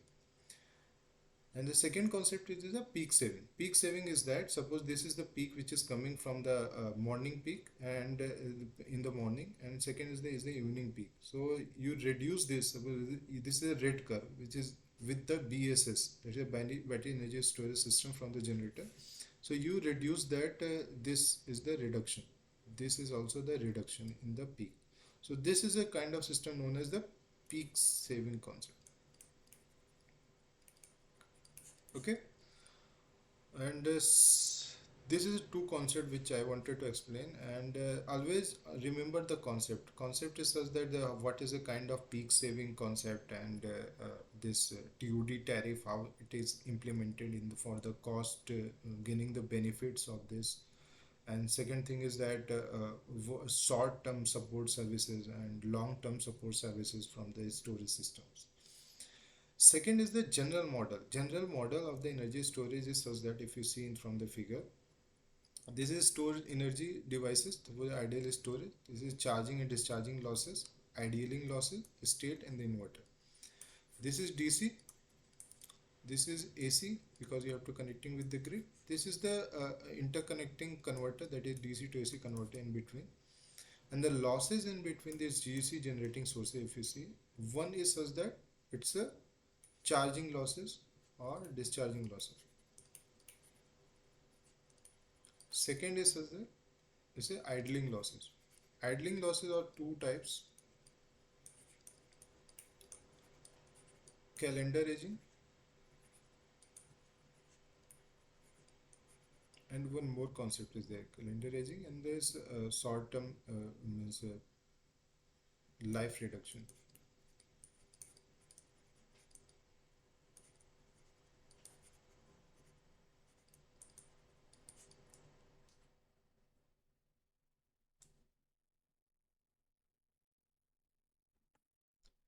Okay, so there are two concepts are there. I will explain in the further class in the suppose this is here calendar aging and the cycle aging. If you see this question is very important. If you see the battery aging is a linear process that depend upon the time, temperature, depth of discharge, and the number of charging and discharging cycle. Actually, it's a non-linear process. First thing, if you keep the battery for a longer time, suppose it's a charge at a SOC of 100%, and you kept it as a without using for a several years, suppose 2 to 3 years. So its capacity will fade. Suppose it's a 20 kilowatt hour battery. Its capacity, if you observe after 2-3 years, it became 15 kilowatt. So this capacity got reduced by just placing ideal the battery for several years. So this kind of losses is known as the calendar aging. This is for the long duration. Second is that if you are continuously charging and discharging the battery, okay, continuously, and then this is the cycle aging. This is short duration, and the calendar aging for the long duration. Okay, short and the long. So if you see the statements also, it is saying that cycle aging is defined as an inherent degradation over time. The rate of degradation depend upon temperature SOC. And third statement is cycle aging defined about life lost each time the cycle charges. So B and C are false. They are interchange actually. Cycle aging, this is a calendar aging, B, and the C is the cycle aging. And ESS lifetime depend proportional to degradation. That's true because the lifetime actually depend upon the degradation. If degradation higher, inversely proportional. If the degradation higher, life will reduce. Okay, so two concepts here you should remember that it's a non-linear. Say first thing, second is the calendar aging, third is the cycle aging, third is the degradation inversely proportional to lifetime. Okay, and there are various degradation concepts are there. Suppose you are SEI layer formation, and loss of the material is there, loss of binder is there, particle cracking, SEI layer formation, and then lithium plating is there, dendrite formation. So just remember the few of the concept, that what are the concept related to the battery degradation. Don't go into depth. Just remember what are the things which actually degrade, and what are the top means terminology. Suppose the aluminum corrosion, contact loss, aluminum current character loss, and this loss of material, binder loss, binder, or you can see the binder decomposition, dendrite formation. This terminology you should once go through, don't go into depth. Just remember the what is actually happening, and this is the reasons of the battery degradation actually. You can find out the some statement based question like that. Suppose in the statement is written this dendrite formation is one of the cause of battery degradation. So you can put it as a correct or incorrect, true or false. This just one. And the second is that this SCI layer formation is a kind of battery degradation problem. It's a true or false. It's a true. So this kind of a statement you can expect. Okay. Second concept is that capability curve. Curve is such that suppose you have a certain plant. This plant have a certain capacity for the generation. Suppose this is P gene. If you see, this is a PQ curve with a constant power factor. This is the power factor. If you see, this is the Q and this is P. This slope, if you see, this is constant. Maintaining the power factor as a constant. So if you increase the P gen, your Q gen will also be increased in the same factor, in the positive direction or in the negative direction, both, maintaining a constant power factor. Okay, so this is a constant power factor plant. Second is that if you see the PQ curve with a constant KVR, KVR means this Q is at a constant level. If you are increasing this P, but the Q will not increase, but your power factor will improve. If you see that, your phi is decreasing. See from here, this phi is decreasing. It means that cos phi is increasing. This is a PQ curve with a constant KVR. There are two things you have to remember. Just this PQ curve with a constant power factor and PQ curve with a constant KVR. This is a capability. And the second thing is that suppose this is the limit. This is the limit of the P gen.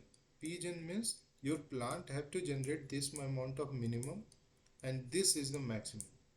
So your plant should not generate beyond of that. So this is the capability curve of a plant. So it is not generating below P min, or it is not generating above this P max. So this whole reason is the capability curve of this. Okay. So this is the concept of the capability curve. Second, I wanted to explain this ECM model. ECM model is that just you have to remember that what are the internal components. Suppose this is R naught. R naught is depending upon the temperature, and this is depending upon the temperature R naught. Internal impedance is the internal resistance. R1 and C1 is depending upon the diffusion. Diffusion, I have explained that suppose you are charging, your battery is at a standard state. Suppose this is maintaining a constant, and suddenly you discharge your battery. So this voltage will go to a certain below level, and after that it will settle down to that voltage at which you wanted to make it at. Okay, so this is dip, and again coming back to that voltage level, it's the reason where the hysteresis concept, this diffusion concept comes. Okay, so this R1 and C1 values come from this diffusion phenomena, and after that it got settled and got at equilibrium position. And third concept is the hysteresis. Hysteresis is that if you are charging your battery for a certain SOC level, suppose this is a voltage versus SOC curve. During the charging, voltage will increase until the 100% SOC. And when you are discharging this 100% to this, suppose at a 20% level, so this will not follow the same path. And the difference between this charging and discharging curve is known as hysteresis. And this is explained with this block. If you see this HYST, and one internal EMF is there. EMF is the OCV ZT. It is dependent upon that SOC level. That open circuit voltage dependent upon that ZT level, that is SOC. Okay. So the whole mechanism, if you see that VT is equal to, that is OCV ZT minus I times of R hysteresis, Z hysteresis you can say, minus I times of Z diffusion minus I R naught. This is a VT, this is terminal voltage which you get from the battery.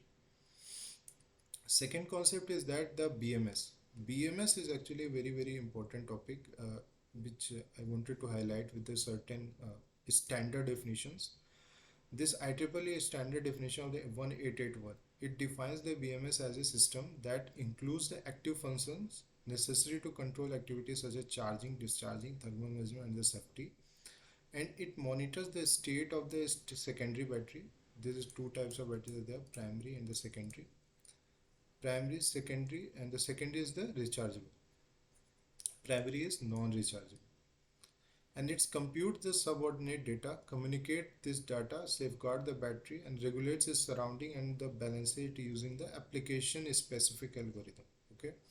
If you see that this is the main ECU, that is the electronic communication unit, and then microprocessor there which is communicating with your battery. So BMS is a central point which takes the data from the every sensors and compute it and give the certain command for this to the MCU, that is a microcontroller unit, to perform certain function. Suppose you have a voltage sensor and which is connected to the battery. This voltage sensor sends the power, the voltage, and send it to the BMS, and the BMS gives this command whether it is what the voltage level is there through the BMS to the MCU. MCU have an algorithm. Suppose the V is greater than V threshold, and give a trip signal, trip command. So this MCU will perform this this algorithm setup and give a command to this battery that it should be switched off because it is a overcharging mode. This is the main crux, and this communication between the BMS and the MCU and the BMS and the sensor, it's through this communication bridge. If you see here, this battery modules are there. You have a current sensor which is giving the commands and is communicating with this microcontroller. And this microcontroller is connected with this main MCU, electronic communication unit, and through the CAN interface, if you see. Okay. So coming to the next part, that is the types of secondary batteries. Types of secondary batteries: cylindrical, prismatic, and the pouch. From the shape itself, if you see, this is second cylindrical batteries. It's of small dia, but the longer height. And the prismatic, if you see, it's a hard casing is there, but it's a cuboid. Pouch cell, if you see, its a thickness is low, but the length is also low. Okay, it's a soft casing. The larger size is there in form of the height, but the thickness is low. Okay, so three types of secondary batteries, remember that, and which having a small size and which is having the larger sizes. And here I have given one image related to the gravimetric energy density and the volumetric energy density comparison. If you see from the lead acid to the nickel cadmium, C is for the crystalline and the P is for the porous, polymer. Okay, so nickel cadmium, this crystalline, and this nickel cadmium for the polymer. And you have heard that lipo battery, that is lithium and polymer battery, that is here lithium polymer lipo batteries are there. It having the higher volumetric density also and the higher gravimetric energy density also. So you don't have to remember these words and all. Just remember that in the secondary cells you have three types, that's cylindrical, prismatic, pouch. Cylindrical have a smaller size, but the prismatic and the pouch have a higher size. Okay. Second is the concept of the SOC. SOC I have defined in the I have taken from the Gregory Pallet book from the BMS, and he defined the BMS as a SOC as a, suppose this is a graphite layer is there. In that suppose this is graphite layers are there. your lithium ions move from the anode side to the cathode side to the anode, and this lithium ions go trapped into these graphite layers. Suppose this circle is actually this trapping area, and this is the lattices at which your lithium can be trapped. So lithium ion comes and got trapped at a two position only.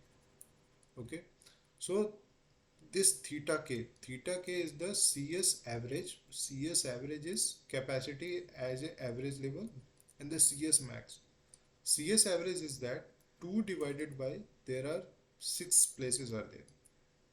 Cs max is 6 divided by 6, means 6 places were there and the 6 lithium ion got trapped. This is maximum capacity, and the cs average is that 2 lithium ion got trapped inside of the 6 lattice positions. So this theta k will be 2 by 6, that is 1 by third. And this is for at a 0, suppose I'm taking as a theta k as a 0%, no lithium ion got trapped, it will be 0 because the no lithium ion got trapped. And theta 100% means 6 got trapped, it means it's a 1. Okay, so theta k here is 1 by 3, and theta 0 will be 0, and theta 100 will be 1 minus 0. It means that 1 by 3 multiplied by 100, it's a 33% association, 33.33% association. So this is the exact definition of the association in terms of the lithium ion which is got trapped in the graphite layers. Okay, it got means intercalated. This terminology is known as the intercalation.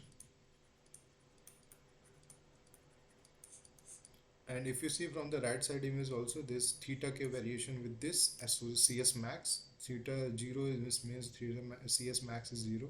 If the theta got increased, this cs max got increased. Okay, so this is definition of this SOC, and always remember that. And there are multiple methods of SOC estimation, that is the OCV based method. Suppose you have a OCV based curve, suppose this is the curve, voltage versus SOC. So at each voltage, if you see certain SOC are there. Suppose this is the 4 volt, 4.1 volt, 4.12 volt. So you form a table with the voltage with respect to SOC, and then you place into this lookup table into the some platform, and if your battery varies based upon that voltage level, so that SOC will be calculated. So this is the OCV based method.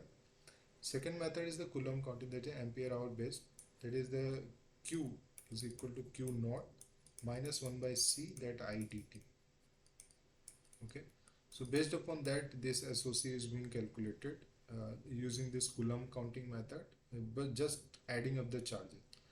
But here the problem with the OCV based method, if you see, there is a flat region is there, flat region in between the voltage versus SOC curve. So here you cannot depict that what SOC is there at that particular voltage level. So this is the drawback with the OCV method.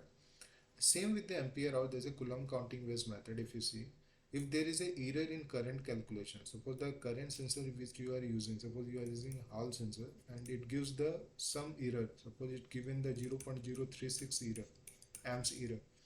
So if you put it into this integral, it got accumulated. So each time you will get the error got accumulated in the integral term. So this is drawback of the Coulomb counting method. So we go with this some of the robust methods, such this model based estimation method, that is the EIS based method, ECM based method. This is model based method. I will explain further in the coming lectures in the slides that how the ECM based model are very helpful.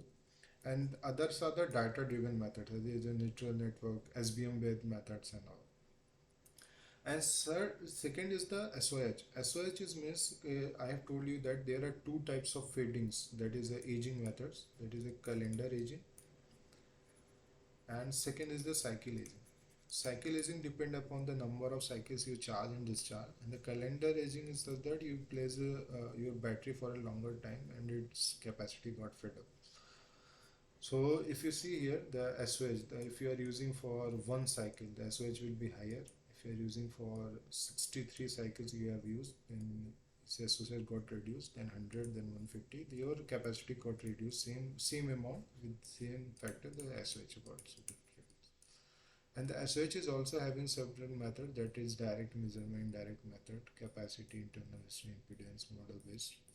So these are the methods. You just have to remember that this is the one of the method of the SOH estimation. In the exams also, suppose it is given OCV based method.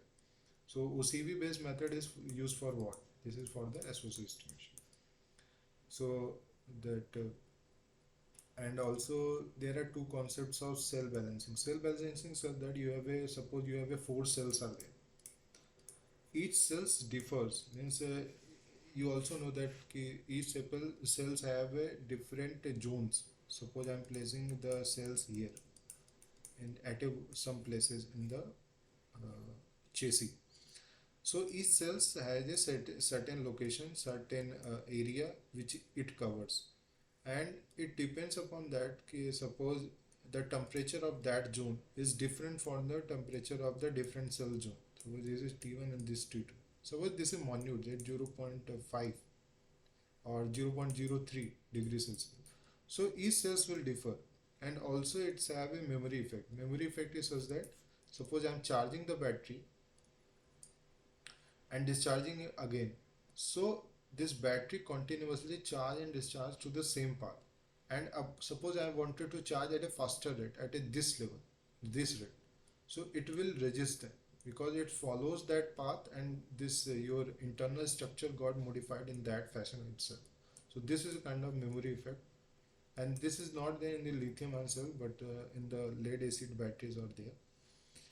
So due to the temperature and the internal resistance is also there, that I have told that R naught term, R1C1 hysteresis and the diffusion components are there. So R naught term actually responsible for the imbalance also, because it's dependent upon the temperature.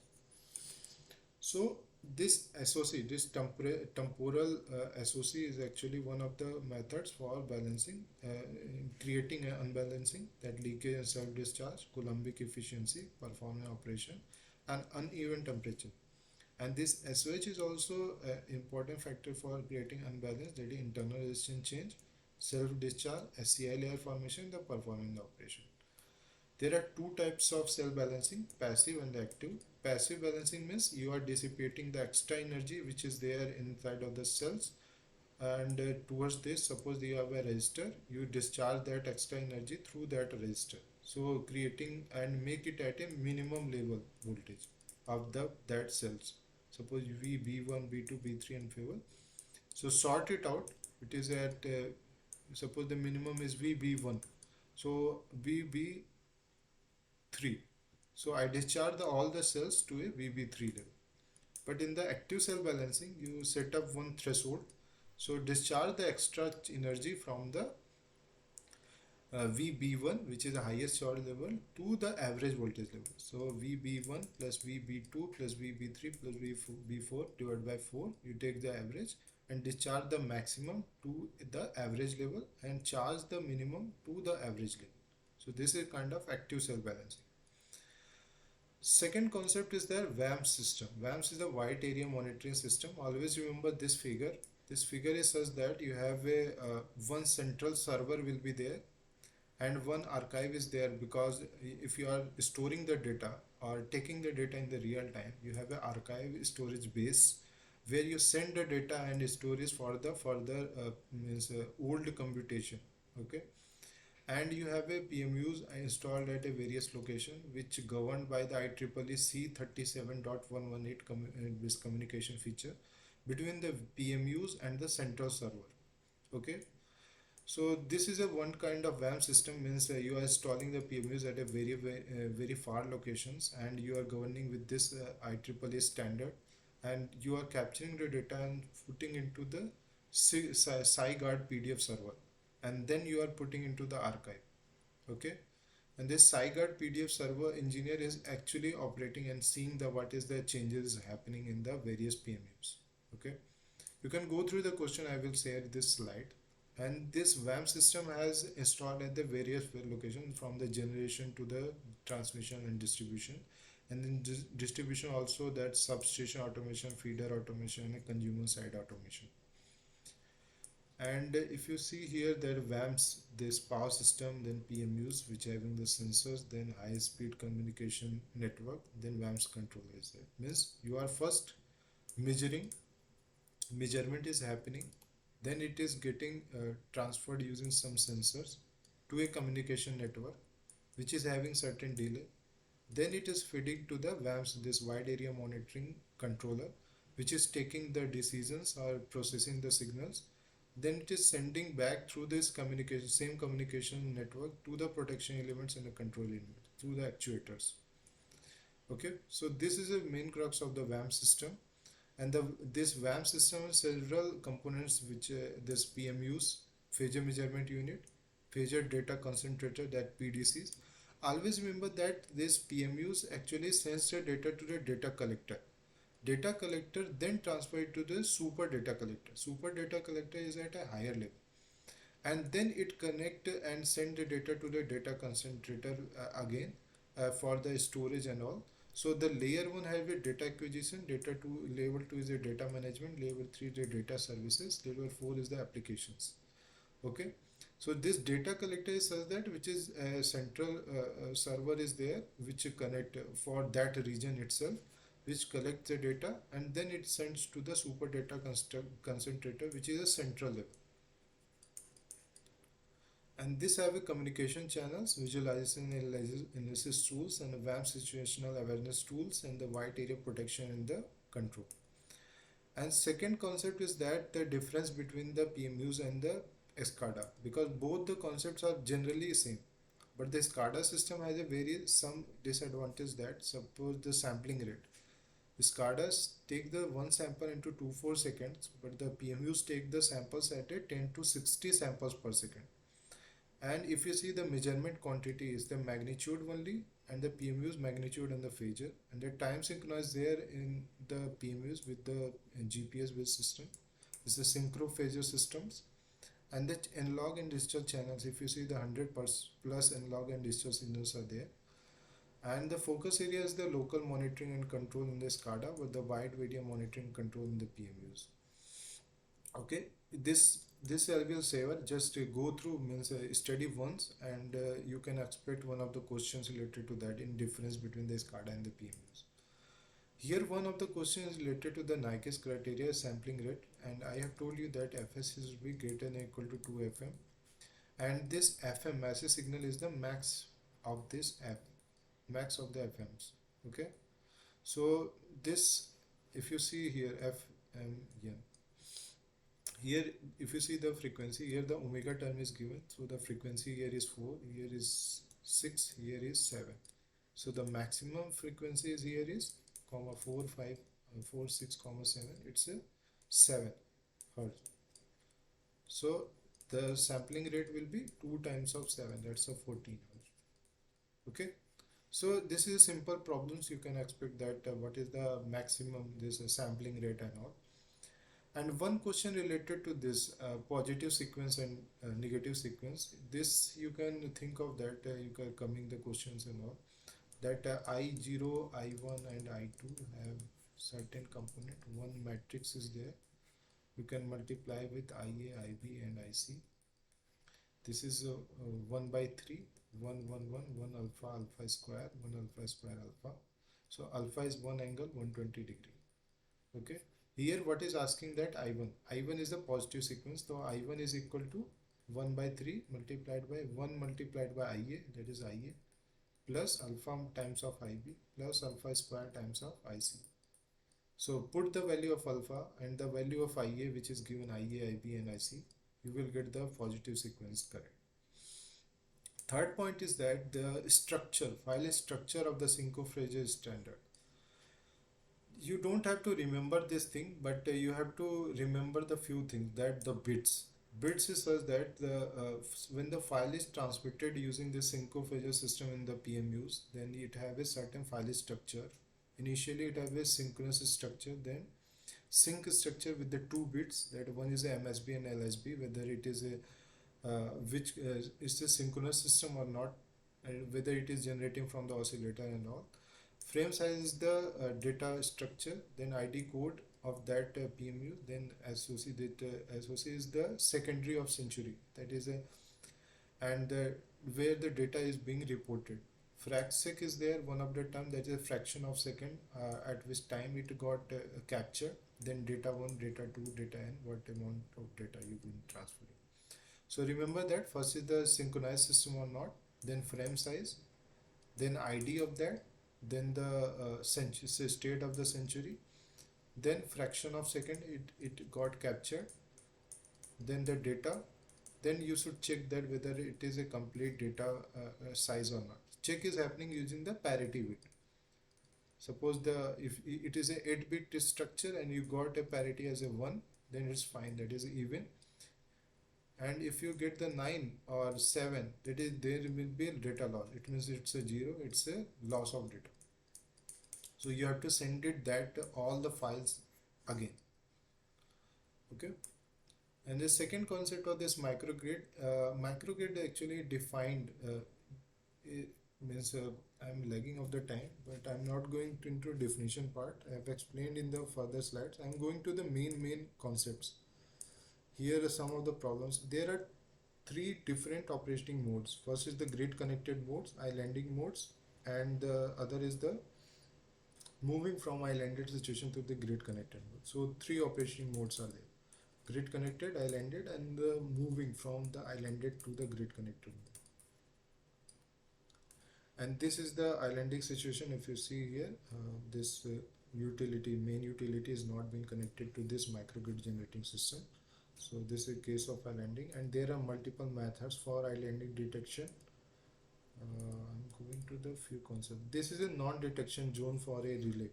If you see here, DERs are there. There are multiple relays are there.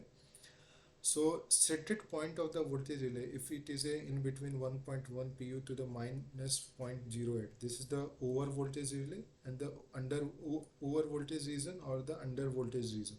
If you see here, the delta Q, delta P, this is UV, this is OV, this is OF, and the UF.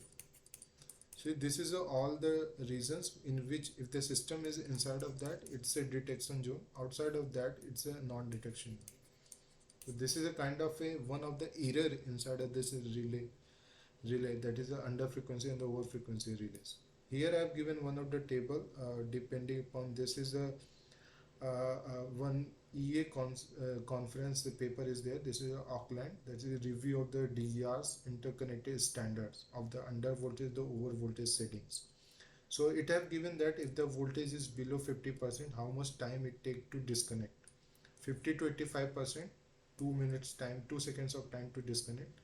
If it is a higher than that, then the continue operation in the normal operating range is, if it is an over voltage region, take the 2 seconds to disconnect, then greater than 135%, take the 0.05 seconds to disconnect. Okay, so you don't have to give this go into depth, but you have to remember that if there is a region of the normal operating range, and above that and the below that, there is a certain disconnection times are there.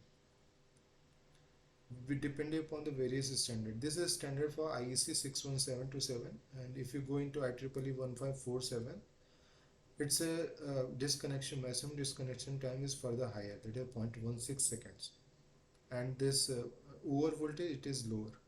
And if you go into the standard of VDE AR N4105, there is no disconnection time is given for the lower voltage, but it is given for the higher voltages, that is 0.2 seconds. Okay, less than 0.80%, it's a 0.2 minimum maximum disconnection time, and the greater than 110%, it's a 0.2 seconds of disconnection time. And there are multiple islanding detection technique, that is passive, active, hybrid, and the communication based islanding detection. I'm not going into depth, but I have put the slides on that. That is a passive, that is a power quality based impedance ROCOF, and the rate of change of voltage phase angle ROCO VPA, and the signal processing based. I will explain the power quality. Power quality means you will filter out the voltages and take the RMS and the mean at a various stages and check it with the threshold that it is higher or not. If it is a higher than that, that is a islanded situation. It is lower than that, it is non-islanded situation. If you go into the impedance monitoring method, then depending upon this change in impedance, you can measure. If you see from the normal operation, the impedance is lower. When the islanding happens, the impedance got increased. Based upon that, you can think of that whether Z greater than Z threshold, it's a islanding situation. Same with this Rokoff. If you see that it's a 13.1% critical power imbalance is there. So take the frequency and check the rate of frequency, that is df by dt, then put it into measurement window, that is 1 upon 1 plus AST transfer function. Then you will get the df by dt, the Hard per second. Then you will check that if it is a higher than certain threshold, it's a islanded system or not. And you can put it the rate of change of phase angle also, delta v minus delta I, d delta by dt. Okay, so based upon that, you can check that threshold greater, then it's islanded. You can use the this active islanding, that is a small signal injection based method. Here I am injecting one disturbance. If you see that ID reference, IQ reference is there, I am injecting one disturbance based upon certain phasor angle. So I am getting disturbance, this Vd, as a V omega naught, V omega 1, V omega 2. And if you see, if it is one situation is there when this disturbance is not being injected, then the system behaves in a different fashion. We have a different voltage magnitudes of a different frequencies, that is omega naught, omega 1 and omega 2. Suppose omega naught is the F naught. I am injecting signal with a frequency of suppose F dash. So F naught plus F1 is one frequency, F naught minus F1 will be one frequency will be there. So based upon that frequency and the magnitude level, you can define that situations. And here I have given the comparison of the small injection based methods and the positive feedback. You can go through the slides. I am going to this. This is the actually hybrid in islanding. You should put it the two islanding situation, that is a voltage unbalance, and second the frequency, the rate of change of Rokoff, the voltage unbalance with the factor of V2 by V1, that is a negative to positive sequence, and plus the Rokoff. You can give this hybrid islanding detection technique by measuring the threshold. And the one communication based islanding, that is a power PLCC, SPIDY and SCADA and synchro phasor measurement unit. There are 4 types with the communication based islanding detection techniques. And that here I have put the comparison. I am going to this multiple. Here I have put the relays and all that relay and circuit breaker operation. You can go through this PSM and the plug setting, time setting. I put one questions as well, and you can solve and ask. I will put my email ID on your this chat box. This is dynamics, which I have already explained in the last lectures. I am going to the one important type of, this is load modeling. I have put in my slides and all. You can just read in that various type of load modeling technique. There's a Jeep based model, exponential, and Latson batch method. And I put in my notes on that. You can go through that. And this is a battery modeling and ultra capacitor modeling, super capacitor based modeling, and this is a DT's distribution important, skin effect, hysteresis, proximity effect and all I have explained. I am going to the one most important. This is a topologies. You can go through the slides. You will get the this inverter based this. This is classification of the power converter in the AC microgrid. This is the most important there, where people think of that it's not a situation, understandable situation. So one is the grid forming. If you see here, the grid forming is there, A part. Here what the reference we've been taking, that a V reference and the omega reference, because it's a grid connected system and you have to synchronize with the grid. So if you are generating certain voltage, so the voltage level should be at that frequency and the same magnitude, not same magnitude, but it should got added with that frequency and the phase. And if you see the grid feeding is take the power with this P reference with the Q reference, and then it's behave as a constant current source with a parallel impedance in the parallel. impedance is parallel. And third is the grid supporting voltage source. If you see that Q out and the P out is taken as a reference and with the Droop concept, and it is converted to V reference or mega reference, and then it's behave as a controlled voltage source. And same with the grid supporting current, so omega out and V output, then put it into V reference or the Q reference and put it, and then it's behave as a constant current source. You can go through my slides and when lectures which I have already told you. I'm out of time. I have also one more work to do, duty to do. So if I'm putting my email ID, if you have any doubt, you can go through that slides and just contact me. I'm putting my email ID. Uh,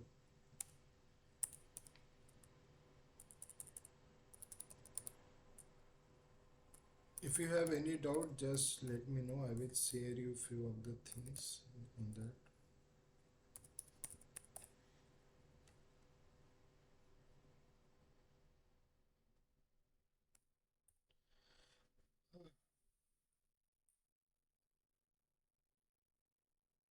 Okay, you can take note of that. This email ID. I have one doubt of the Gokul itself. I will clear it out. I will send you some of the documents related to that, assignment 10 and the question 10. So that's it, and best of luck for your examination. And if you have any doubt, just let me know through the email ID, and you can also message me on the LinkedIn also. This is my, you can search. See.